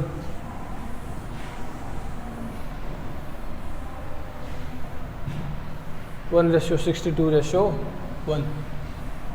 अब नेक्स्ट एग्जांपल देखते हैं। बहुत ही सिंप्लीफाइड सा रेशियो है। ठीक है, बट एक चीज़ है, तुम लोगों को वो फिनोटिपिक रेशियो याद रखना पड़ेगा, क्योंकि हम इतना बड़ा क्रॉस यहाँ बनाएंगे नहीं, और ना ही बनाने का टाइम होता है अगर एग्जाम में आए तो होता क्या है, बच्चों को जनरली वो याद रखना ही पड़ता है। ठीक है, समझ गए? अब जो नेक्स्ट एग्जांपल है सेकंड जो हम डिस्कस करने वाले हैं वो है kernel colour. Kernel colour of wheat. Wheat का जो कर्नेल कलर होता है वो क्या है? ठीक है, उसमें पॉलीजेनिक इनहेरिटेंस किस तरह से परफॉर्म होती है वो देखना है। व्हीट का कर्नेल कलर जो है, यानी मैंने कहा था तुम लोगों को बालियों का जो रंग होता है वो किस तरह से पॉलीजेनिक इनहेरिटेंस शो करता है। तो देखो इसमें एलील कितनी आएंगी? इसमें 2 एलील आएंगी। ठीक है, समझ गए? 2 एलील, 2 एलील आएंगे, मतलब 2 अलग अलग तरह की। जैसे हम लोग कह रहे हैं ए बी और बी, ये पेरेंटल टाइप है। क्रॉस करवाओ स्मॉल ए, स्मॉल बी। ठीक है, इनसे क्रॉस करवा दो। क्रॉस करवाओगे तो रिजल्टेंट क्या मिलेगा? ये दोनों प्योर फॉर्म के पेरेंट्स थे, रिजल्टेंट मिला capital A small A, capital B small B. ठीक है, अब इसी का जब क्रॉस करोगे, अब इसी की जब सेल्फिंग करवाओगे, यानी इसका क्रॉस इसी के साथ करवाओ, capital A capital B small B का क्रॉस करवाओ, capital A capital B small B के साथ सेल्फिंग करवाई, तो हमें रिजल्ट क्या मिला? हमें जो रेशियो मिलता है वो रेशियो है 1:4:6:4:1। ठीक है, समझ गए? अब ये कैसे आया? तो देखो हमें पता है ये क्या है, ये फिनोटिपिक रेशियो है, ये फिनोटिपिक रेशियो है, फिनोटिपिक रेशियो है। क्लियर है? फिनोटिपिक रेशियो है, समझ गए? अब देखो फिनोटिपिक रेशियो में क्या होगा, यहाँ number of dominant allele number of dominant allele देखना है तो यहाँ 0, यहाँ 1, यहाँ 2, यहाँ 3 और यहाँ 4। ठीक है, ये मैं 2 एलील इसलिए लिखे मैंने यहाँ, 2 एलील के लिखने का मतलब समझना तुम लोग, कंफ्यूज मत हो जाना कि सर ने 2 एलील लिख दी, 2 एलील लिख दी तो समझ नहीं आ रहा। 2 एलील का मतलब मेरा यहाँ 2 जीन से है, क्योंकि इसको रेगुलेट वीट के कलर को, जैसे स्किन कलर को, ह्यूमन स्किन कलर को 4 जीन रेगुलेट करे थे, इसको 2 जीन रेगुलेट करेंगे। 2 जीन की 2 अलग अलग टाइप की एलील आएंगी, 2 अलग अलग टाइप। मैंने ये नहीं लिखा नंबर ऑफ एलील, मैंने नंबर ऑफ एलील थोड़ी लिखा है, मैंने लिखा है 2 एलील है, 2 अलग अलग टाइप के एलील है, यानी 2 अलग अलग तरह के जीन आएंगे। मोर करेक्ट करो, आसान करना चाहो तो 2 अलग अलग तरह के जीन आ गए। 2 जीन 4 एलील होगी, काउंटिंग में नंबर ऑफ एलील क्या हो गया 4, और चारों जहां डोमिनेंट आ जाए वो ये केस बन जाता है। ठीक है, ये क्या है, number of dominant allele, number of dominant allele. ठीक है, अब तुम पूछोगे फिनोटिपिक रेशियो कैसे निकला, तो वही नंबर ऑफ फिनोटाइप पता कर लो पहले, नंबर ऑफ फिनोटाइप, फिर फिनोटिपिक रेशियो भी क्रॉस सोल्व करोगे तो आ जाएगा। नंबर ऑफ फिनोटाइप कैसे निकलेगा, n+1 करके, n नंबर ऑफ एलील है, यानी 2 gene 4 allele plus 1 equal to 5। ठीक है, तो नंबर ऑफ फिनोटाइप आ गए 5, 1 4 6 4 1। ठीक है, अब इसी फिनोटिपिक रेशियो को थोड़ा आसान कर लो, आसान करोगे तो क्या आएगा 1 रेशियो 10 रेशियो 10 नहीं सॉरी 1 रेशियो 14 रेशियो 1। अब ये कैसे आया तो तुम लोग जानते हो ये कैसे आया है, जानते हो तुम लोग, बताने की ज़रूरत है नहीं। क्या क्या मैंने 2 जो एंडिंग वाले थे, ये एंडिंग वाला यानी ये होमोजाइगस डोमिनेंट होगा, ये होमोजाइगस रिसेसिव होगा। ठीक है, और ये होंगे हेट्रोजाइगस, तो हेट्रोजाइगस को इकट्ठा कर दिया, होमोजाइगस को अलग अलग कर दिया। तो 1 रेशियो 6 + 4 10 + 4 14 रेशियो 1, 1 रेशियो 14 रेशियो 1 क्या आ गया, कर्नेल कलर, वीट के कर्नेल कलर का फिनोटिपिक रेशियो किसके अंडर में, पॉलीजेनिक इनहेरिटेंस के अंडर में। ठीक है, पॉलीजेनिक इनहेरिटेंस के अकॉर्डिंग। क्लियर है ना, समझ गए। तो ये होता है कर्नेल कलर ऑफ वीट का पॉलीजेनिक इनहेरिटेंस का फिनोटिपिक रेशियो। जल्दी से लपेटो, फिर नेक्स्ट पॉइंट डिस्कस करते हैं। जल्दी लपेटो, हो गया। चलो अब एक क्वेश्चन करते हैं। ठीक है, अब एक क्वेश्चन करते हैं। इस पर तुम लोगों को क्वेश्चन कैसे दे सकता है, तो देखो ये क्रॉस से तो क्वेश्चन बना ही सकता है, डायरेक्ट रेशियो पूछ लेगा। ठीक है, तो डायरेक्ट मैंने 2 इंपॉर्टेंट बताए क्योंकि तुम्हारे लेवल पे यही 2 पूछे गए हैं, बहुत पहले पूछे गए हैं, अभी नहीं, बट पूछा इन्हीं 2 के बारे में गया है, जब भी पूछा गया है, इनसे आगे जाते ही नहीं है वो। ठीक है, एग्जामिनर क्वेश्चनर क्वेश्चन बनाने वाला इनसे आगे जाता ही नहीं है बेचारा, क्या करे, उसे भी पता है कि बच्चों को यही याद नहीं होंगे, और तो आगे जाके फायदा क्या है। ठीक है, तो समझो अब कैसे क्वेश्चन करेंगे, कैसे क्वेश्चन सॉल्व करेंगे। हम क्वेश्चन कर रहे हैं ह्यूमन हाइट पे बेस्ड। क्वेश्चन किस पे बेस्ड कर रहे हैं, ह्यूमन हाइट पे। ये एग्जाम्पल नहीं है, ये क्वेश्चन होगा, क्वेश्चन ह्यूमन हाइट पे है, ह्यूमन हाइट पे है।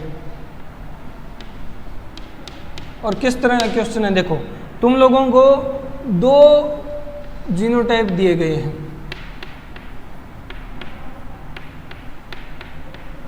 ठीक है,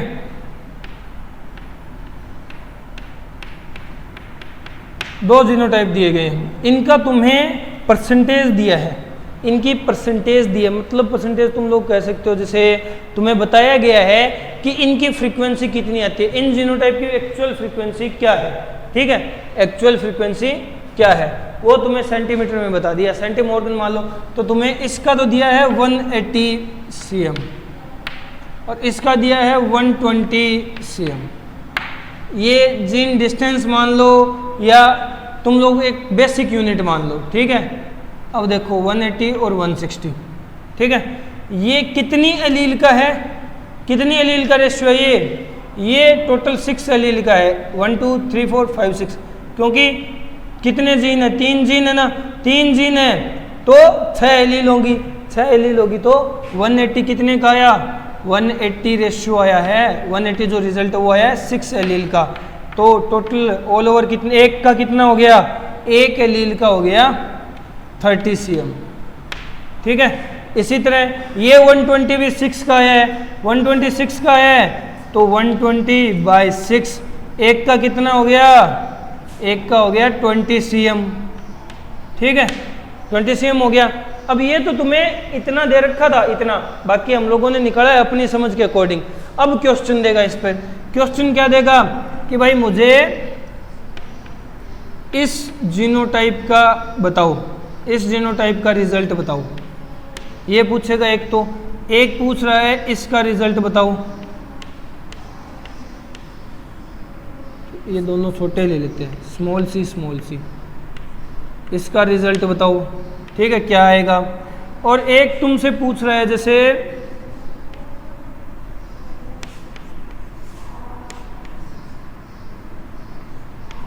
इसका रिजल्ट बताओ, बताओ, करो solve.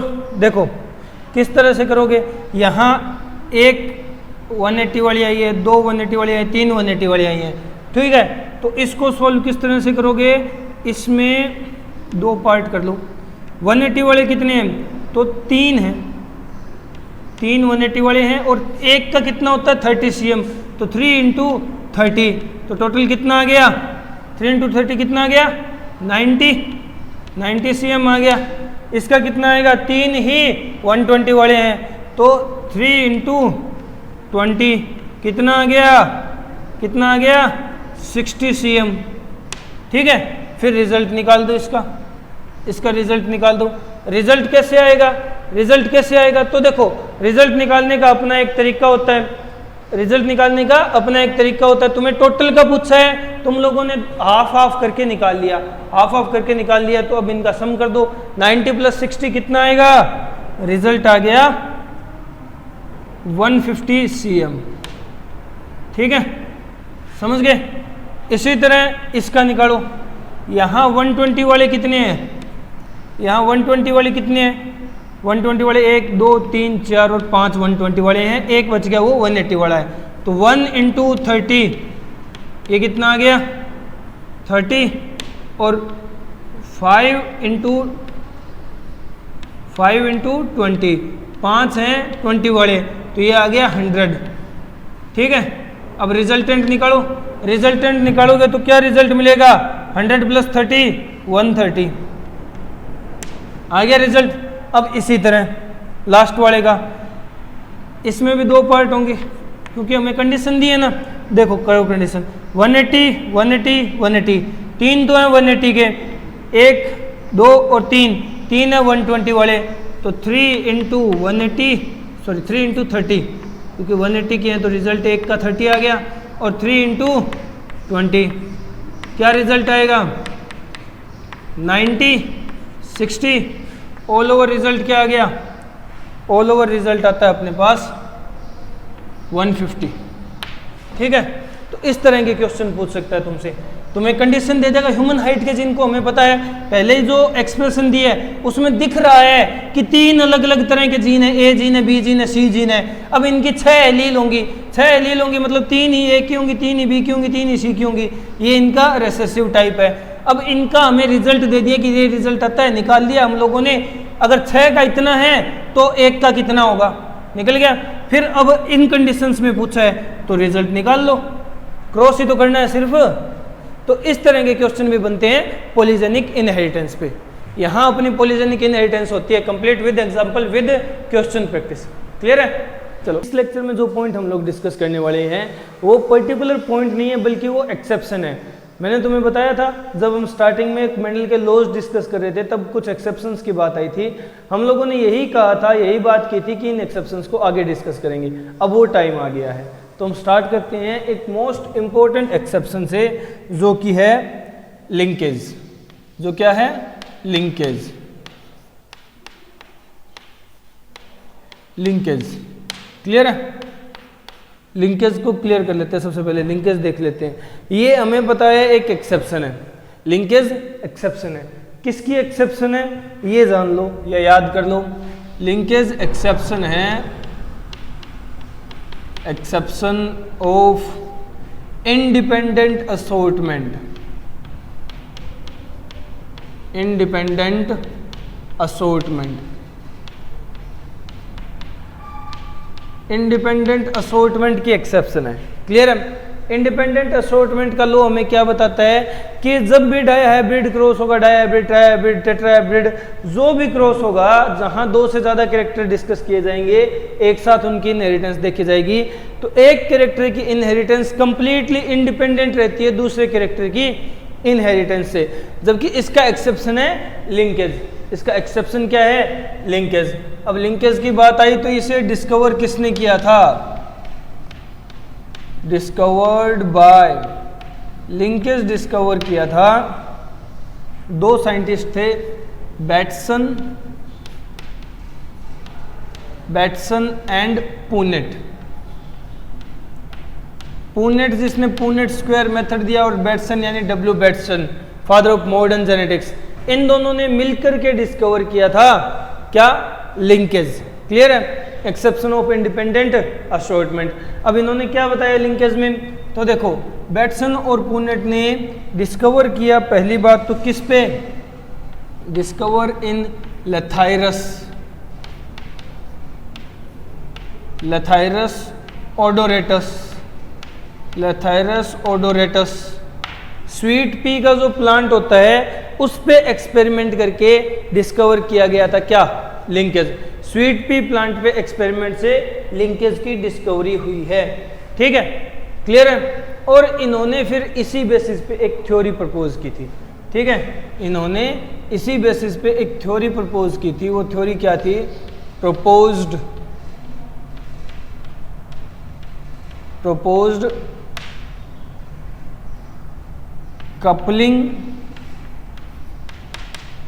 Coupling and repulsion theory. ये भी हम लोग पढ़ेंगे क्या है? Coupling and repulsion theory. ये ध्यान रखना लिंकेज को एक्सप्लेन करने के लिए दी गई थ्योरी है, और दी किसने दी? बैटसन और पुनेट ने, जिन्होंने लिंकेज को डिस्कवर किया। जिन्होंने लिंकेज को डिस्कवर किया उन्हीं 2 साइंटिस्ट ने, बैटसन और पुनेट ने क्या दिया था? Coupling and repulsion theory. ठीक है? फिर लिंकेज जब भी हम पढ़ते हैं तो लिंकेज में एक साइंटिस्ट का नाम हमें काफ़ी बार सुनने को मिलता है। एक साइंटिस्ट का नाम काफ़ी आता है लिंकेज के केस में, वो हैं sir Thomas Hunt Morgan, TH Morgan. Thomas Hunt Morgan ने क्या किया था लिंकेज के केस में? तो सबसे इंपॉर्टेंट सी बात कि टर्म जो लिंकेज है ना, टर्म लिंकेज है वो इन्हीं की दी हुई है। टर्म लिंकेज इन्हीं की दी हुई है। ठीक है? समझ गए? टर्म लिंकेज दी थी, पहला पॉइंट। नेक्स्ट, टर्म लिंकेज के साथ एक और टर्म इन्होंने दी थी जो कि है टर्म रिकम्बिनेशन।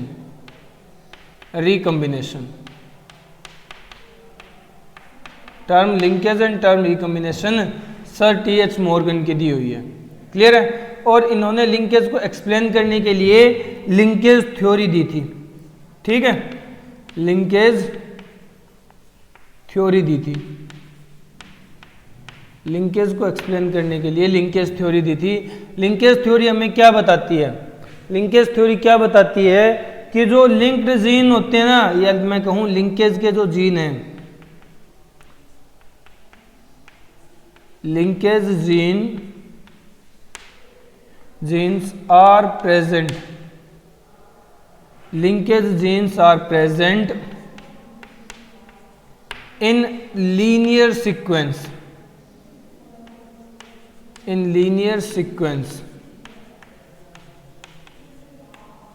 on chromosome. इन्होंने कहा कि क्रोमोसोम पे जो लिंक्ड जीन्स हैं वो कैसे प्रेजेंट है? लीनियर सीक्वेंस में प्रेजेंट है। ठीक है? अब देखो हम बात कर रहे हैं क्रोमोसोम की, तो ये बनाया क्रोमोसोम। अब क्रोमोसोम पे जीन का सीक्वेंस देखना, और वो भी लिंक्ड जीन का। तो थॉमस हंट मॉर्गन ने बताया था कि क्रोमोसोम पे जो जीन होते हैं ना, जिनमें लिंकेज प्रेजेंट होगी वो एक लीनियर सीक्वेंस में होते हैं, उनकी अरेंजमेंट एक लीनियर सीक्वेंस में होती है। क्लियर है, समझ गए? ये हैं सारे लिंक्ड जीन्स, ये हैं सारे लिंक्ड जीन, और लिंक्ड जीन्स की क्या है यहाँ लीनियर सीक्वेंस। लिंक्ड जीन कैसे अरेंज है? लीनियर सीक्वेंस में, लीनियर सीक्वेंस में अरेंज है लिंक्ड जीन्स। क्लियर है? ये बताया था किसने? थॉमस हंट मॉर्गन ने, टीएच मॉर्गन ने। तो बात हम कर रहे हैं लिंकेज की, जो एक्सेप्शन है इंडिपेंडेंट असॉर्टमेंट का, डिस्कवर किसने किया? बैटसन और पुन्नेट ने। किस पे? लेथायरस ओडोरेटस प्लांट पे एक्सपेरिमेंट करके। क्लियर है? और इन्होंने इसी बेसिस पे प्रपोज की थी coupling and repulsion theory, coupling and repulsion theory. अब लिंकेज जब डिस्कस करते हैं हम, तो यहाँ एक साइंटिस्ट का नाम काफी बार आता है, टीएच मॉर्गन का। टीएच मॉर्गन वो साइंटिस्ट है जिन्होंने टर्म लिंकेज और टर्म रिकम्बिनेशन प्रपोज की थी, यानी दी थी हमें। ठीक है, लिंकेज थ्योरी इन्होंने ही एक्सप्लेन की। लिंकेज थ्योरी में इन्होंने बताया कि जो लिंकेज जीन है, यानी लिंक्ड जीन है, जो लिंकेज शो करेंगे जो जीन, वो एक लीनियर सीक्वेंस में अरेंज होते हैं क्रोमोसोम पर।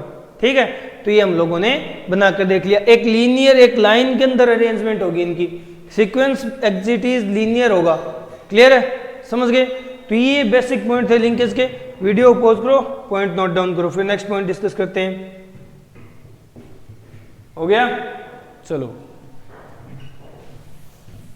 ये मॉर्गन अंकल की बात हुई और अपने बैटसन एंड पुन्नेट की बात हुई।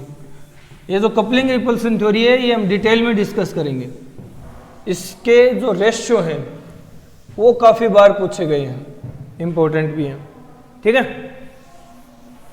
तो देखो, जो लिंकेज है ये इंडिपेंडेंट असॉर्टमेंट का एक्सेप्शन है, यानी जीन की अलग अलग इनहेरिटेंस होगी, किसी चीज पे डिपेंड नहीं होगी। एक जीन की इनहेरिटेंस दूसरी जीन पे किसी भी तरह डिपेंड नहीं करेगी, उसका एक्सेप्शन है ये बताना चाहता है कि एक जीन की इनहेरिटेंस दूसरे जीन पे हमेशा डिपेंड करती है, एक जीन की इनहेरिटेंस दूसरे जीन पे डिपेंड करेगी।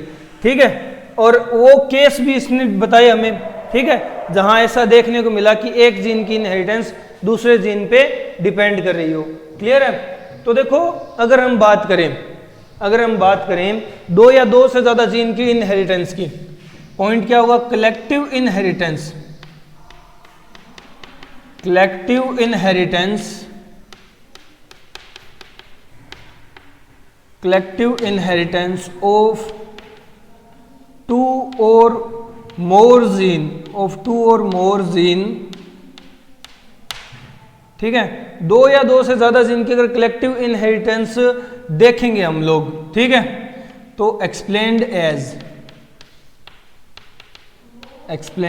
As following. अगर दो या दो से ज्यादा जीन की कलेक्टिव इनहेरिटेंस देखनी है तो उसके केस हम नीचे डिस्कस करने वाले हैं। 3 केसेस बनते हैं। ठीक है, कलेक्टिव इनहेरिटेंस अगर हम देख रहे हैं, एक साथ दो या दो से ज्यादा जीन की इनहेरिटेंस देख रहे हैं, तो उनके 3 केस बनेंगे। एक केस जहां वो इंडिपेंडेंटली अशोर्ट हो रहे हैं। ठीक है, इंडिपेंडेंट अशोर्टमेंट, यानी किसी भी जीन की इनहेरिटेंस किसी दूसरे जीन पे डिपेंड ही नहीं करेगी। ठीक है, किसी दूसरे जीन पे डिपेंड करेगी ही नहीं, इंडिपेंडेंटली अशोर्ट होंगे तो इंडिपेंडेंट अशोर्टमेंट होगी। या फिर किसी एक जीन की इनहेरिटेंस दूसरे जीन पे कंप्लीटली डिपेंड करेगी, यानी दोनों बिल्कुल जुड़े हुए हैं, ना मैं तेरे को छोड़ूंगा ना तू मुझे छोड़ना, कंप्लीट इनहेरिटेंस। ठीक है, सॉरी, कंप्लीट लिंकेज प्रेजेंट हो। क्लियर है? और या फिर ऐसा केस हो, कुछ कुछ तू मेरा हो जा, कुछ कुछ मैं तेरी हो जाती हूं। ठीक है, यानी हम साथ भी रहेंगे और साथ भी नहीं है, दोनों ही बात है। इनकम्प्लीट लिंकेज, कहीं कहीं लिंकेज देखने को मिलेगा, इनकम्प्लीट लिंकेज। क्लियर है? तो अगर हम दो या दो से ज्यादा जीन की इनहेरिटेंस एक साथ देख रहे हैं तो उसमें 3 केसेस बन सकते हैं। या तो वो इंडिपेंडेंटली अशोर्ट होंगे, किसी भी जीन की इनहेरिटेंस किसी दूसरे जीन की इनहेरिटेंस पे डिपेंड नहीं करेगी, या फिर कंप्लीटली डिपेंड करेगी।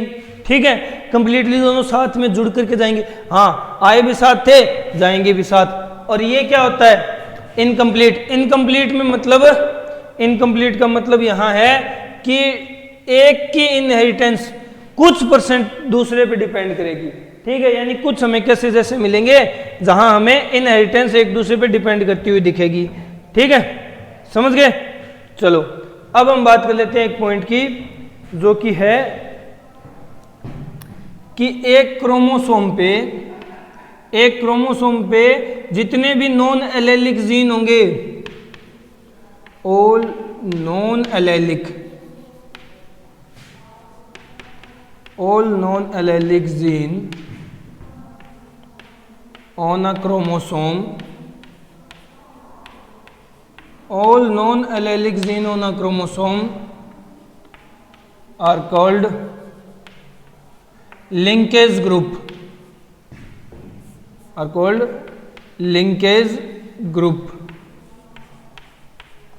एक क्रोमोसोम पे जितने भी नॉन एलेलिक जीन होंगे ना, उन सबको इकट्ठा करके हम लोग एक ग्रुप का नाम दे देंगे। क्या कहेंगे उसे? लिंकेज ग्रुप कहेंगे उसे, लिंकेज ग्रुप कहेंगे। अब तुम लोग कहोगे ये पॉइंट छोड़ दिया मैंने। अबे छोड़ा नहीं है, इंडिपेंडेंट असॉर्टमेंट तुम लोग चेक कर चुके हो। ठीक है, इंडिपेंडेंट असॉर्टमेंट तुम लोग चेक कर चुके, पहले हम लोग डिस्कस कर चुके। कंप्लीट लिंकेज, अब इनकम्प्लीट लिंकेज, ये दोनों अभी डिस्कस करेंगे हम लोग। ठीक है, इंडिपेंडेंट की स्पेलिंग गलत लिख दी मैंने।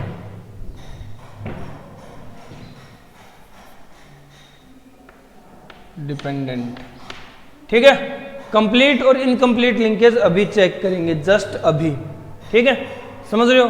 पहले ये पॉइंट देखो कि एक क्रोमोसोम पे जितने भी नॉन एलेलिक जीन प्रेजेंट होंगे वो सारे के सारे लिंकेज ग्रुप बनाएंगे। अब अगर लिंकेज ग्रुप के नंबर चेक करने हैं, नंबर ऑफ लिंकेज ग्रुप कितने होंगे किसी भी एक ऑर्गेनिज्म में? Number of linkage group. ठीक है, तो ये कैसे चेक करेंगे? ये चेक करेंगे हम लोग, कर देंगे नंबर ऑफ हैप्लॉइड क्रोमोसोम्स।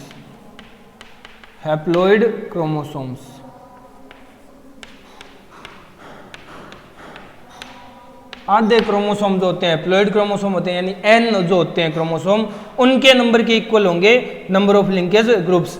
यानी कि ये इक्वल होंगे टोटल नंबर ऑफ क्रोमोसोम,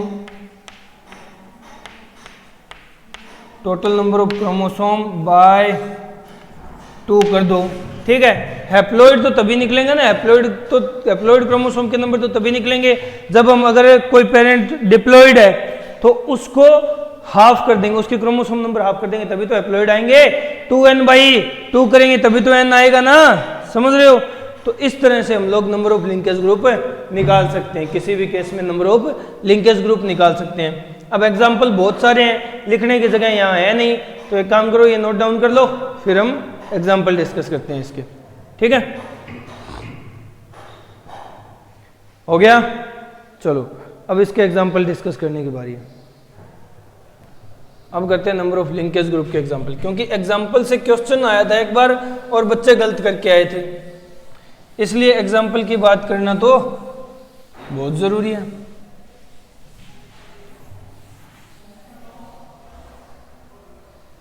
जिस चीज से क्वेश्चन आए, बहुत आसान पॉइंट और तुम लोग गलत करके आओ तो फेल नहीं होता तुम्हें, इसलिए पॉइंट नहीं छोड़ना, कोई भी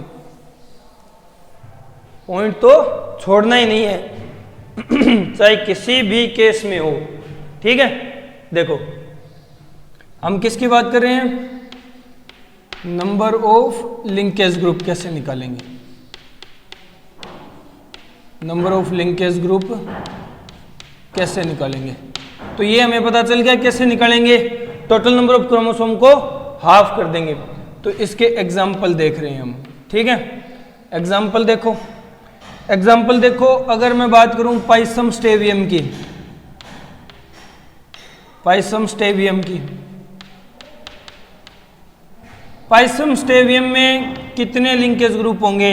14 क्रोमोसोम होते हैं, लिंकेज ग्रुप हो गए कितने? 7। ठीक है, लिंकेज ग्रुप कितने हो गए? 7। इसी तरह अगर बात करूं ह्यूमंस के केस की, अगर ह्यूमन की बात करूं, ह्यूमन का केस थोड़ा सा अलग होता है, क्योंकि यहाँ दो तरह के लिंकेज ग्रुप के नंबर देखने को मिलते हैं, मेल और फीमेल में। ठीक है, अलग अलग, मेल के अलग होंगे, फीमेल के लिंकेज ग्रुप अलग होंगे। कैसे? तो देखो, मेल में क्रोमोसोम कितने होते हैं? 44 प्लस XY, और यहाँ 44 प्लस XX। तो मैंने कहा नॉन एलेलिक, ये XX तो सेम हो गए, एलेलिक हो गए। तो देखो यहाँ केस क्या बने, 44 तो कितना हो गया, 44 का हाफ 22, एक ये बन गया लिंकेज ग्रुप, एक ये बन गया लिंकेज ग्रुप, क्योंकि नॉन एलेलिक है। तो X भी और Y भी दोनों अलग अलग हैं, तो 22 प्लस 23 24, टोटल मेल में तो आ गए 24, फीमेल में देखो 44/2 22 आ गए। ये तो बात ठीक है, दोनों सिमिलर हैं तो हम लोग हाफ लेंगे, टोटल क्रोमोसोम का हाफ होता है, टोटल डिप्लॉइड क्रोमोसोम सेम है, इसका हाफ करेंगे तो 22 प्लस 1 23 हो गए। ये चीज़ ध्यान रखना, ठीक है, ये चीज़ ध्यान रखना। लिंकेज ग्रुप के नंबर हैप्लॉइड क्रोमोसोम के नंबर के इक्वल होते हैं, और लिंकेज क्या होते हैं? Non allylic gene. ठीक है, लिंकेज ग्रुप क्या होते हैं? Group of non allylic gene on a chromosome. समझ रहे हो ना, non allylic gene of chromosome. अब देखो, इसको समझने के लिए हम छोटा सा डायग्राम भी बना सकते हैं। यहाँ ये दो होमोलोगस क्रोमोसोम्स हैं, ठीक है। जीन कब होगी? जब उसकी एक एलील यहाँ प्रेजेंट होगी, एक एलील यहाँ प्रेजेंट होगी, एक एलील यहाँ प्रेजेंट होगी, एक एलील यहाँ प्रेजेंट, एक यहाँ, एक यहाँ, एक यहाँ, एक यहाँ। तब ये तो जैसे हम लोग कह सकते हैं जीन है, ठीक है, और जीन की दो एलील है। बट अगर इनकी बात करें लीनियर सीक्वेंस में प्रेजेंट क्रोमोसोम के ऊपर, ये जो सीक्वेंस है नॉन एलेलिक जीन्स का, ये क्या है? ये बनाता है लिंकेज ग्रुप, ये बनाता है लिंकेज ग्रुप। समझे? ये बनता है लिंकेज ग्रुप इस तरह से, ऐसा ही लिंकेज ग्रुप यहाँ होगा। क्योंकि हम किसकी बात कर रहे हैं? Linkage group. इसलिए तो मैंने कहा कि हैप्लॉइड क्रोमोसोम्स में देखे जाएंगे 1/2, ठीक है, total number of chromosome by 2 में देखे जाएंगे, ठीक है। इसी तरह अगर एग्जाम्पल ले, ह्यूमन का ले लिया हम लोगों ने, पाइसम स्टेवियम का, वीट का एग्जाम्पल ले, वीट में क्या होता है? वीट में लिंकेज ग्रुप हमें देखने को मिलते हैं 21। तो तुम लोग बता सकते हो ना क्रोमोसोम के पेयर कितने होंगे? 42, ठीक है। इसी तरह प्रोकारियोट्स में, प्रोकारियोट्स में नंबर ऑफ लिंकेज ग्रुप होगा 1, क्योंकि उनके अंदर क्रोमोसोम्स की अरेंजमेंट ही इस तरह की होती है। वेल डिफाइंड क्रोमोसोम होते ही नहीं, क्रोमेटिन मटेरियल बिखरा हुआ रहता है, ठीक है। तो टोटल को हम एक ही बता देते हैं, जो पूरा ग्रुप है उसको एक ही बता देते हैं। समझ गए? तो ये प्रोकारियोट्स में है। क्लियर है? अब इस तरह के क्वेश्चन पूछे जा सकते हैं, तो तुम लोग आसानी से सोल्व कर सकते हो। समझ गए? ये है नंबर ऑफ लिंकेज ग्रुप निकालने का तरीका। नंबर ऑफ लिंकेज ग्रुप निकालने का तरीका। नंबर ऑफ लिंकेज ग्रुप होता क्या है? टोटल क्रोमोसोम बाय 2, ठीक है, या फिर कहो तो number of haploid chromosomes, number of haploid chromosomes. Haploid chromosome के नंबर क्या होंगे? नंबर ऑफ लिंकेज ग्रुप होंगे। क्लियर है? तो ये बात हुई लिंकेज ग्रुप निकालने की, ठीक है। तो ये वीडियो पॉज करो, पॉइंट जल्दी से नोट डाउन कर लो, फिर नेक्स्ट पॉइंट डिस्कस करते हैं। हो गया? चलो अब नेक्स्ट पॉइंट की बात कर लेते हैं। ये था लिंकेज ग्रुप के नंबर कैसे निकाले जा सकते हैं। अब समझ आ रहा है ना लिंकेज क्या है? अब समझ आ रहा होगा लिंकेज क्या है। चलो अब लिंकेज के दो टाइप देखते हैं, जो हम लोगों ने पेंडिंग में छोड़ दिए थे। इंडिपेंडेंट असॉर्टमेंट हम लोगों ने चेक कर ली थी, कंप्लीट और इनकम्प्लीट लिंकेज हमने चेक नहीं किए, जो अभी चेक करने हैं, ठीक है। देखो लिंकेज के दो टाइप्स होंगे,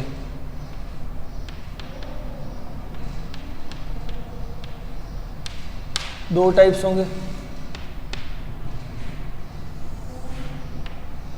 एक तो होगा कंप्लीट लिंकेज, एक तो होगा कंप्लीट लिंकेज और एक होगा इनकम्प्लीट लिंकेज। ठीक है, इनकम्प्लीट लिंकेज।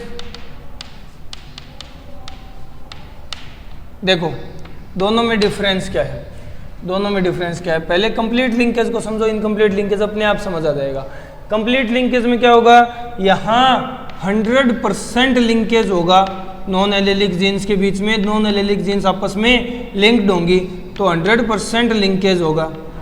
ठीक है, कोई भी रिकम्बिनेशन नहीं होगी, नो रिकम्बिनेशन, नो रिकम्बिनेशन। ठीक है, तो यहाँ क्या होगा, 100% जो पेरेंटल कैरेक्टर हैं, 100% जो पेरेंटल कैरेक्टर हैं वो एज इट इज ट्रांसफर होंगे किसे, प्रोजेनी को। ठीक है, 100% पेरेंटल कैरेक्टर प्रोजेनी को मिल जाएंगे। ठीक है, प्रोजेनी के पास ट्रांसफर हो जाएंगे। अरे यार शोर हो रहा है, चलो तो देखो 100% पेरेंटल कैरेक्टर ट्रांसफर हो जाएंगे प्रोजेनी के पास, कोई रिकम्बिनेशन नहीं होगी किसी भी तरह की। ठीक है, किसी भी तरह की कोई रिकम्बिनेशन नहीं होगी, समझ रहे हो यार। चलो छोड़ो, देखो कोई रिकम्बिनेशन नहीं होगी, 100% पेरेंटल कैरेक्टर ट्रांसफर हो जाएंगे और ये रेयरली मिलते हैं, रेयरली प्रेजेंट होते हैं, यानी कंप्लीट लिंकेज बहुत रेयरली देखने को मिलती है। ठीक है, बहुत रेयरली प्रेजेंट होती है। ऐसा जहां लिंक कोई रिकम्बिनेशन ना हो, लिंकेज 100% हो, 100% पेरेंटल कैरेक्टर प्रोजेनी में चले जाएं एज इट इज, जैसे कॉपी हो गई हो जस्ट जेनेटिक मटेरियल की। ठीक है, इनकम्प्लीट लिंकेज में क्या होगा, इनकम्प्लीट लिंकेज में लिंकेज तो होगा, लिंकेज तो होगा बट साथ में रिकम्बिनेशन भी होगी, रिकम्बिनेशन भी होगी। ठीक है, यानी यहां वेरिएशंस प्रेजेंट होगी, यहां वेरिएशंस प्रेजेंट होंगी। ठीक है, यहां क्या होगा, वेरिएशंस प्रेजेंट होंगी। क्लियर है ना, समझ गए। तो 100% पेरेंटल कैरेक्टर प्रोजेनी में नहीं जाएंगे, कॉपी नहीं बनेगी। ठीक है, और ये मोस्टली प्रेजेंट होते हैं, मोस्टली यही प्रेजेंट होते हैं, मोस्टली इसी टाइप के लिंकेज प्रेजेंट होते हैं, इनकम्प्लीट लिंकेज ही ज़्यादातर प्रेजेंट होता है। तो डिफरेंस समझना कंप्लीट और इनकम्प्लीट लिंकेज में, यहाँ जो क्रोमोसोम्स के ग्रुप होंगे, यहाँ जो क्रोमोसोम पे जीन होंगी नॉन एलेलिक जीन, उनके ग्रुप 100% आपस में लिंक्ड होंगे और एज इट इज ट्रांसफर होगा जेनेटिक मटेरियल पेरेंट्स के अंदर, मतलब 100% पेरेंटल कैरेक्टर पेरेंट से प्रोजेनी में चला जाएगा। ठीक है, किसी तरह की नई वेरिएशन, कोई नया चेंज कुछ नहीं आएगा, समझ गए। जबकि यहाँ क्या होता है, वेरिएशंस आती हैं, लिंकेज के साथ साथ रिकम्बिनेशन भी प्रेजेंट है, लिंकेज के साथ साथ क्या प्रेजेंट है, रिकम्बिनेशन भी प्रेजेंट है और मेनली यही प्रेजेंट होता है। तो हम लोग क्या कह सकते हैं इन दोनों डिफरेंसेस से, इन दोनों डिफरेंसेस से एक बात सामने आती है कि देखो लिंकेज जो है, linkage maintain parental character, linkage maintain parental character from parents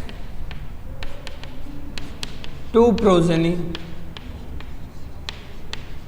linkage parent से प्रोजेनी तक में पेरेंटल कैरेक्टर को मेंटेन रखता है, पेरेंटल कैरेक्टर को घटने नहीं देता। अगर जितना ज्यादा लिंकेज होगा उतने ज्यादा पेरेंटल कैरेक्टर होंगे इंडिविजुअल में, जो डॉटर इंडिविजुअल जो प्रोजेनी मिलेगी ना वो उतना ज्यादा पेरेंट के सिमिलर होगा, क्योंकि जितना ज्यादा लिंकेज उतनी कम वेरिएशन, उतनी कम वेरिएशन तो उतना ज्यादा पेरेंटल कैरेक्टर प्रेजेंट होगा। समझ गए ना, क्लियर है। तो ये है इनकम्प्लीट और कंप्लीट लिंकेज। जल्दी से लपेटो, फिर नेक्स्ट पॉइंट डिस्कस करते हैं। जल्दी लपेटो। हो गया? अरे हो गया क्या? चलो नेक्स्ट पॉइंट देखते हैं। नेक्स्ट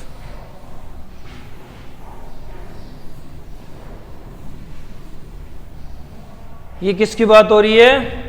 लिंकेज की, लिंक्ड जीन्स की। ठीक है,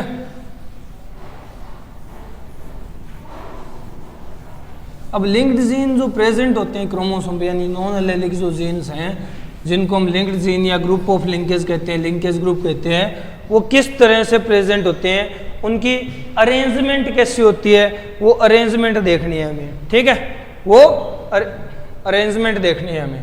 देखो हम बात क्या कर रहे हैं? अरेंजमेंट की।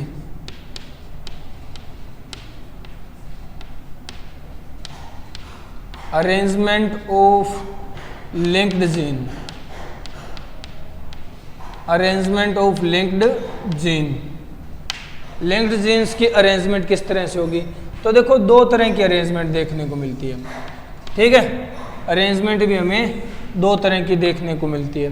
कौन कौन सी? तो ध्यान देना, एक को तो हम लोग कहते हैं, एक तरह की अरेंजमेंट है सिस फॉर्म, सिस फॉर्म। ठीक है, और एक है ट्रांसफॉर्म,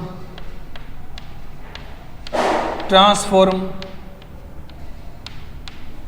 ये ट्रांसफॉर्म चेंज होने वाला नहीं है, ट्रांस एक फॉर्म होती है। ठीक है, सिस फॉर्म और ट्रांसफॉर्म। देखो क्या होगा, जैसे हम लोग बता रहे हैं कि लिंक्ड जीन होंगे, होमोलोगस पेयर दे लिया क्रोमोसोम्स का, होमोलोगस पेयर लिया, और इसी तरह इस साइड भी एक होमोलोगस पेयर ले लिया। बट लिंकेज ग्रुप या लिंक्ड जीन तो एक क्रोमोसोम पे ही प्रेजेंट होंगे और लीनियर सीक्वेंस होगा उनका, तो हम ग्रुप क्यों ले रहे हैं? देखो ध्यान देना, इस पे एलील्स की अरेंजमेंट, इस पे जो नॉन एलेलिक जीन होते हैं उनकी अरेंजमेंट देखो, जैसे ये ए है, ये ए है, ये बी है कैपिटल वाला, ये स्मॉल वाला बी है। ठीक है, और इस पे थोड़ी अरेंजमेंट चेंज कर देते हैं, ये कैपिटल ए है, ये स्मॉल ए है, ये स्मॉल बी है, ये कैपिटल बी है। ध्यान देना, चेंज ही तो किया, जीन तो अभी भी है ना, और सारे जीन हेटेरोजाइगस कंडीशन के हैं। तो यहाँ गैमेट कैसे बनेंगे? यहाँ से गैमेट कैसे बनेंगे? Types of gamete, types of gamete, gametes की टाइप्स कैसे होगी? यहाँ देखो, यहाँ गैमेट बनेंगे, लिंकेज के कारण बन रहे हैं। तो जो जीन होते हैं लिंक्ड होते हैं, लिंकेज तो सिर्फ एक ही क्रोमोसोम के अंदर प्रेजेंट होता है, हैप्लॉइड क्रोमोसोम में और इस हैप्लॉइड क्रोमोसोम में। तो यहाँ दो तरह के गैमेट बन सकते हैं, एक तो बनेगा कैपिटल ए कैपिटल बी वाला, एक बनेगा स्मॉल ए स्मॉल बी वाला। ठीक है, क्योंकि लिंकेज एक ही क्रोमोसोम की बात हो रही है, होमोलोगस पेयर के एक ही क्रोमोसोम के अंदर प्रेजेंट होते हैं जो नॉन एलेलिक जीन्स जिनका लीनियर सीक्वेंस होता है, उन्हें लिंकेज ग्रुप कहते हैं हम लोग। अब ऐसा ही यहाँ क्या होगा? यहाँ भी निकालो types of gamete, types of gametes. अगर गैमेट्स की टाइप देखनी है तो देखो यहाँ किस तरह के, यहाँ भी एज इट इज यही बात है कि एक ही क्रोमोसोम, होमोलोगस पेयर के एक क्रोमोसोम के अंदर है जो नॉन एलेलिक जीन का लीनियर सीक्वेंस होगा, वही तो लिंक्ड ग्रुप बनाएंगे, लिंकेज ग्रुप बनाएंगे और उन्हीं से गैमेट बनेंगे फिर। ठीक है, तो यहाँ गैमेट होगा एक तो कैपिटल ए स्मॉल बी, एक होगा कैपिटल बी स्मॉल ए। ठीक है, तो ये होती है दो तरह की अरेंजमेंट, सिस फॉर्म और ट्रांसफॉर्म। ठीक है, सिस फॉर्म और ट्रांसफॉर्म, सिस मतलब सेम, ट्रांस मतलब डिफरेंट। ठीक है, तो ये है arrangement of linked gene. Clear है? सिस फॉर्म और ट्रांसफॉर्म। जल्दी से लपेटो इसे भी, फिर नेक्स्ट पॉइंट डिस्कस करते हैं। जल्दी लपेटो। हो गया? चलो अब नेक्स्ट पॉइंट की बात कर लेते हैं।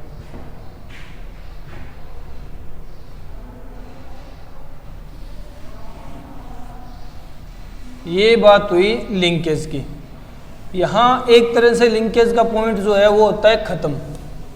ठीक है, अब हम बात कर लेते हैं लिंकेज को एक्सप्लेन करने के लिए बैटसन और पुनेट ने जो थ्योरी दी थी, ठीक है, कपलिंग एंड रिपल्सन थ्योरी, उसे डिस्कस कर लेते हैं। समझ गए? One of the most important theory है, क्योंकि उसका सीक्वेंस इतना अजीब है कि समझ नहीं आता लोगों के, बट आसान बहुत है। ठीक है, जैसा नाम वैसी ही थ्योरी है, कपलिंग भी होगी और रिपल्सन भी होगा, यानी जुड़ाव भी होगा और छुड़ाव भी होगा, कपलिंग और रिपल्सन। समझ रहे हो ना? तो दोनों चीजें देखने को मिलेगी। ठीक है, देखो हम किसकी बात कर रहे हैं? Coupling and repulsion theory, coupling and repulsion theory,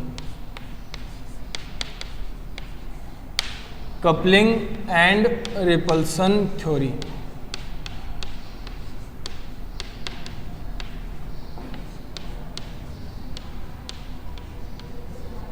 देखो किसने दी थी? तो दी थी ये गिवन बाय या प्रोपोज्ड बाय दो साइंटिस्ट थे, तुम लोग जानते हो, Bateson and Punnett. Bateson and Punnett दो साइंटिस्ट थे, इनकी दी हुई है ये theory, coupling and repulsion theory. ठीक है, समझ गए? बैटसन और पुनेट की दी हुई है। अब देखो पॉइंट, बैटसन और पुनेट ने क्या एक्सप्लेन किया था? पहली बात तो ये थ्योरी बैटसन और पुनेट ने किस पे दी थी? तो दी थी ऑन लेथायरस ओडोरेटस। अभी अभी पढ़ के हटे ना ये पॉइंट, लेथायरस ओडोरेटस पे। लेथायरस ओडोरेटस जो स्वीट पी होता है उस पे दी थी। ठीक है, उसके कौन से कैरेक्टर लिए थे? उसके दो कैरेक्टर लिए थे, उसके दो कैरेक्टर लिए। दो कैरेक्टर लिए, तुम लोग समझ सकते हो, दोनों कैरेक्टर से क्या दो कैरेक्टर का क्रॉस बनेगा तो डाया हाइब्रिड क्रॉस होगा ना। दोनों कैरेक्टर का क्रॉस बनेगा तो कैसा होगा? डाया हाइब्रिड क्रॉस होगा। अब दो कैरेक्टर कौन से लिए थे? दो कैरेक्टर कौन से लिए थे? तो देखो, एक तो कैरेक्टर लिया था फ्लावर कलर का, फ्लावर कलर का, और सेकंड कैरेक्टर लिया था इन्होंने शेप ऑफ पोलन, पोलन के शेप का। ठीक है, दोनों के अंदर फ्लावर कलर और पोलन शेप दो कैरेक्टर लिए थे लेथायरस ओडोरेटस के। क्लियर है? अब फ्लावर कलर की दो ट्रेट होती हैं और शेप ऑफ पोलन की दो ट्रेट होती हैं। ठीक है, कौन कौन सी है? तो देखो, फ्लावर कलर की दो ट्रेट है। एक तो फ्लावर कलर होता है, या तो ये ब्लू होगा, ब्लूइश पर्पल होता है एक तरह से, ब्लू पर्पल, ब्लूइश पर्पल। ठीक है, ब्लूइश पर्पल होगा या फिर वाइट होगा। और शेप कैसी होती है? शेप या तो लॉन्ग होगी या फिर राउंड होगी, लॉन्ग या फिर राउंड होगी। रिप्रेजेंट कैसे कर रहे हैं? रिप्रेजेंट इस तरह से कर रहे हैं, ब्लूइश या पर्पल को कैपिटल बी से, अब इसको तुम लोगों को पता है रिसेसिव ट्रेट हो गया तो स्मॉल बी से। ये कैपिटल एल से रिप्रेजेंट करती है, मतलब डोमिनेंट ट्रेट है, और ये रिसेसिव है तो स्मॉल एल से। इस तरह से रिप्रेजेंटेशन होती है कैरेक्टर्स की। ठीक है, ये कैरेक्टर लिए और इन कैरेक्टर्स के ये ट्रेट थे। अब इनकी करवाई क्रॉसिंग, इनकी करवाई क्रॉसिंग। तो देखो क्रॉस करवा लो, यहाँ क्या क्रॉस करवाया? देखो, capital B, capital B, capital L, pure parent का क्रॉस होता है स्टार्टिंग में। ठीक है, small B, small B, small L. जो रिजल्ट मिला हमें वो क्या था? रिजल्ट क्या था? रिजल्ट हमें मिला capital B, small B, capital L, small L. ठीक है, यानी ब्लू लॉन्ग, ब्लू और लॉन्ग, ये F1 जनरेशन थी, ये F1 जनरेशन थी। लिंकेज को एक्सप्लेन करने के लिए इन्होंने इस F1 जनरेशन का क्रॉस किसके साथ करवा दिया? Capital B, small B, capital L, small L का क्रॉस करवा दिया small B, small B, small L, यानी रेसेसिव पेरेंट से। तो ये क्या हो गया? एक तरह से टेस्ट क्रॉस हो गया। ये टेस्ट क्रॉस हो गया, तो इसका पर है डाई हाइब्रिड में, तो रिजल्ट क्या आएगा देखो, इसका रिजल्ट क्या आता है, इसका रिजल्ट आएगा, एक तो आएगा capital B small B capital L small L, ठीक है, समझ गए। तुम लोग बहुत बड़ा क्रॉस होगा, घर सॉल्व करके देख लेना, तुम लोगों को बहुत आसानी से समझा भी रखा है मैंने कैसे निकालते हैं। तो देखो capital B small B capital L small L, एक आएगा कैपिटल बी स्मॉल एल, ठीक है, समझ गए। एक आएगा स्मॉल बी और कैपिटल एल स्मॉल एल, एक आएगा स्मॉल बी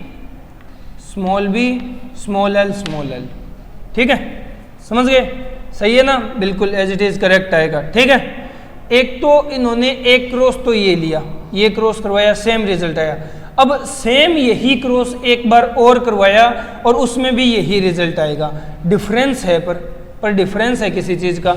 एक काम करो, ये वीडियो पॉज करो, पॉइंट नोट डाउन कर लो, फिर हम एज इट इज सेम एक ऐसा ही क्रॉस बनाएंगे और उसका रिजल्ट भी यही आएगा, बट कुछ डिफरेंस है। वो डिफरेंस क्या है अभी देखेंगे। वीडियो पॉज करो, पॉइंट नोट डाउन कर लो, जल्दी जल्दी, सस्पेंस खत्म करना है ना। चलो अब बनाते हैं दूसरा क्रॉस।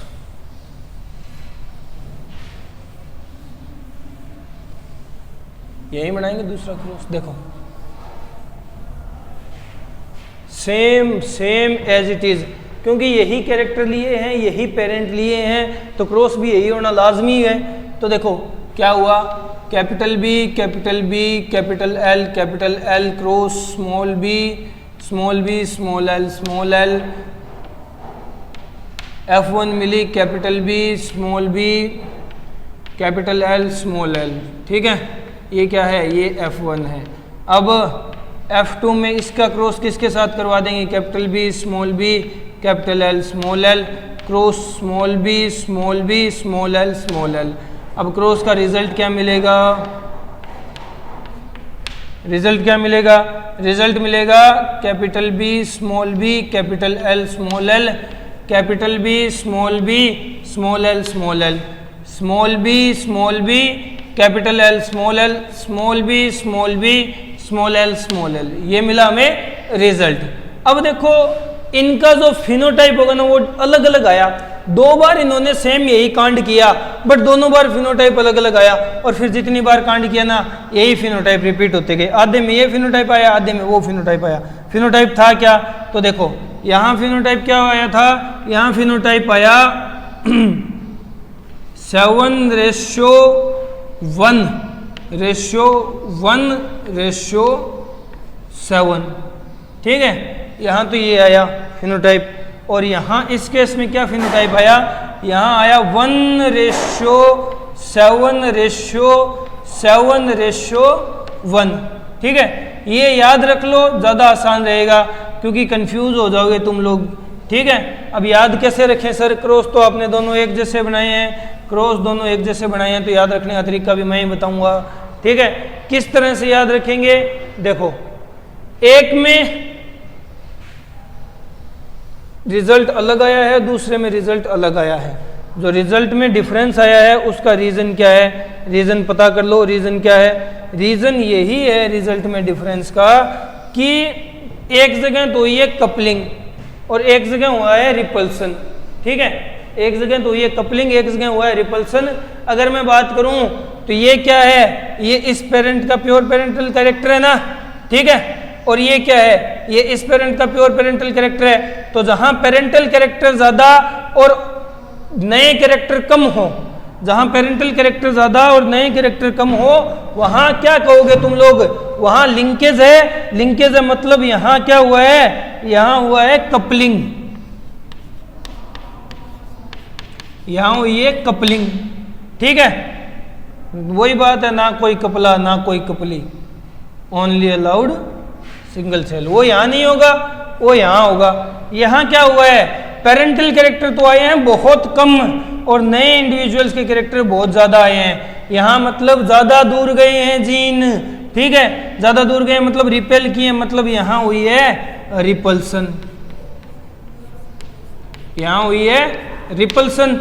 तो देखो डिफरेंस क्या है कपलिंग और रिपल्सन में, कपलिंग और रिपल्सन की थ्योरी में, कपलिंग और रिपल्सन में डिफरेंस क्या है?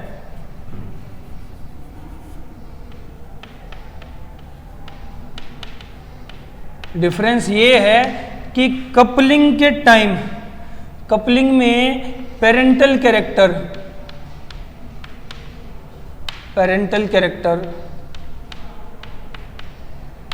ज्यादा होंगे बजाय न्यू कैरेक्टर के। ठीक है, न्यू कैरेक्टर के कंपैरिजन में पेरेंटल कैरेक्टर ज्यादा होंगे, जबकि रिपल्सन में क्या होगा? न्यू कैरेक्टर ज्यादा होंगे। किसके कंपैरिजन में? पेरेंटल कैरेक्टर, पेरेंटल कैरेक्टर के कंपैरिजन में। तो यहां होती है रिपल्सन और यहां होता है कपलिंग। समझ गए? तो ये रेशियो हमेशा याद रखना, कपलिंग का 71-17, रिपल्सन का 17-71। ठीक है, समझ गए? कपलिंग का क्या है? कपलिंग का रेशियो है 71-17, 7:1:1:7। ठीक है, ये याद रख लेना। ये तो है कपलिंग का। रिपल्सन का क्या होगा? रिपल्सन का होता है 1:7:7:1। ठीक है, जोड़ लो, डाई हाइब्रिड क्रॉस है, डॉटर इंडिविजुअल तो 16 ही आए हैं, बट सारा खेल फिनोटाइप का है, चेंज हो गया। यहाँ पेरेंटल कैरेक्टर ज्यादा हो गए, यहाँ नए कैरेक्टर ज्यादा हो गए। तो रिपल्सन में तो जीन दूर दूर जाते हैं यानी लिंकेज कम होता है, और कपलिंग में लिंकेज ज्यादा था यानी पेरेंटल कैरेक्टर ज्यादा आ गए। समझ गए ना? क्लियर है? तो ये बात थी कपलिंग और रिपल्सन की थ्योरी की। ओके, तो आज इस लेक्चर में इतना ही। यहाँ होता है अपना लिंकेज कंप्लीट। नेक्स्ट लेक्चर से नया पॉइंट डिस्कस करेंगे। Okay, good bye.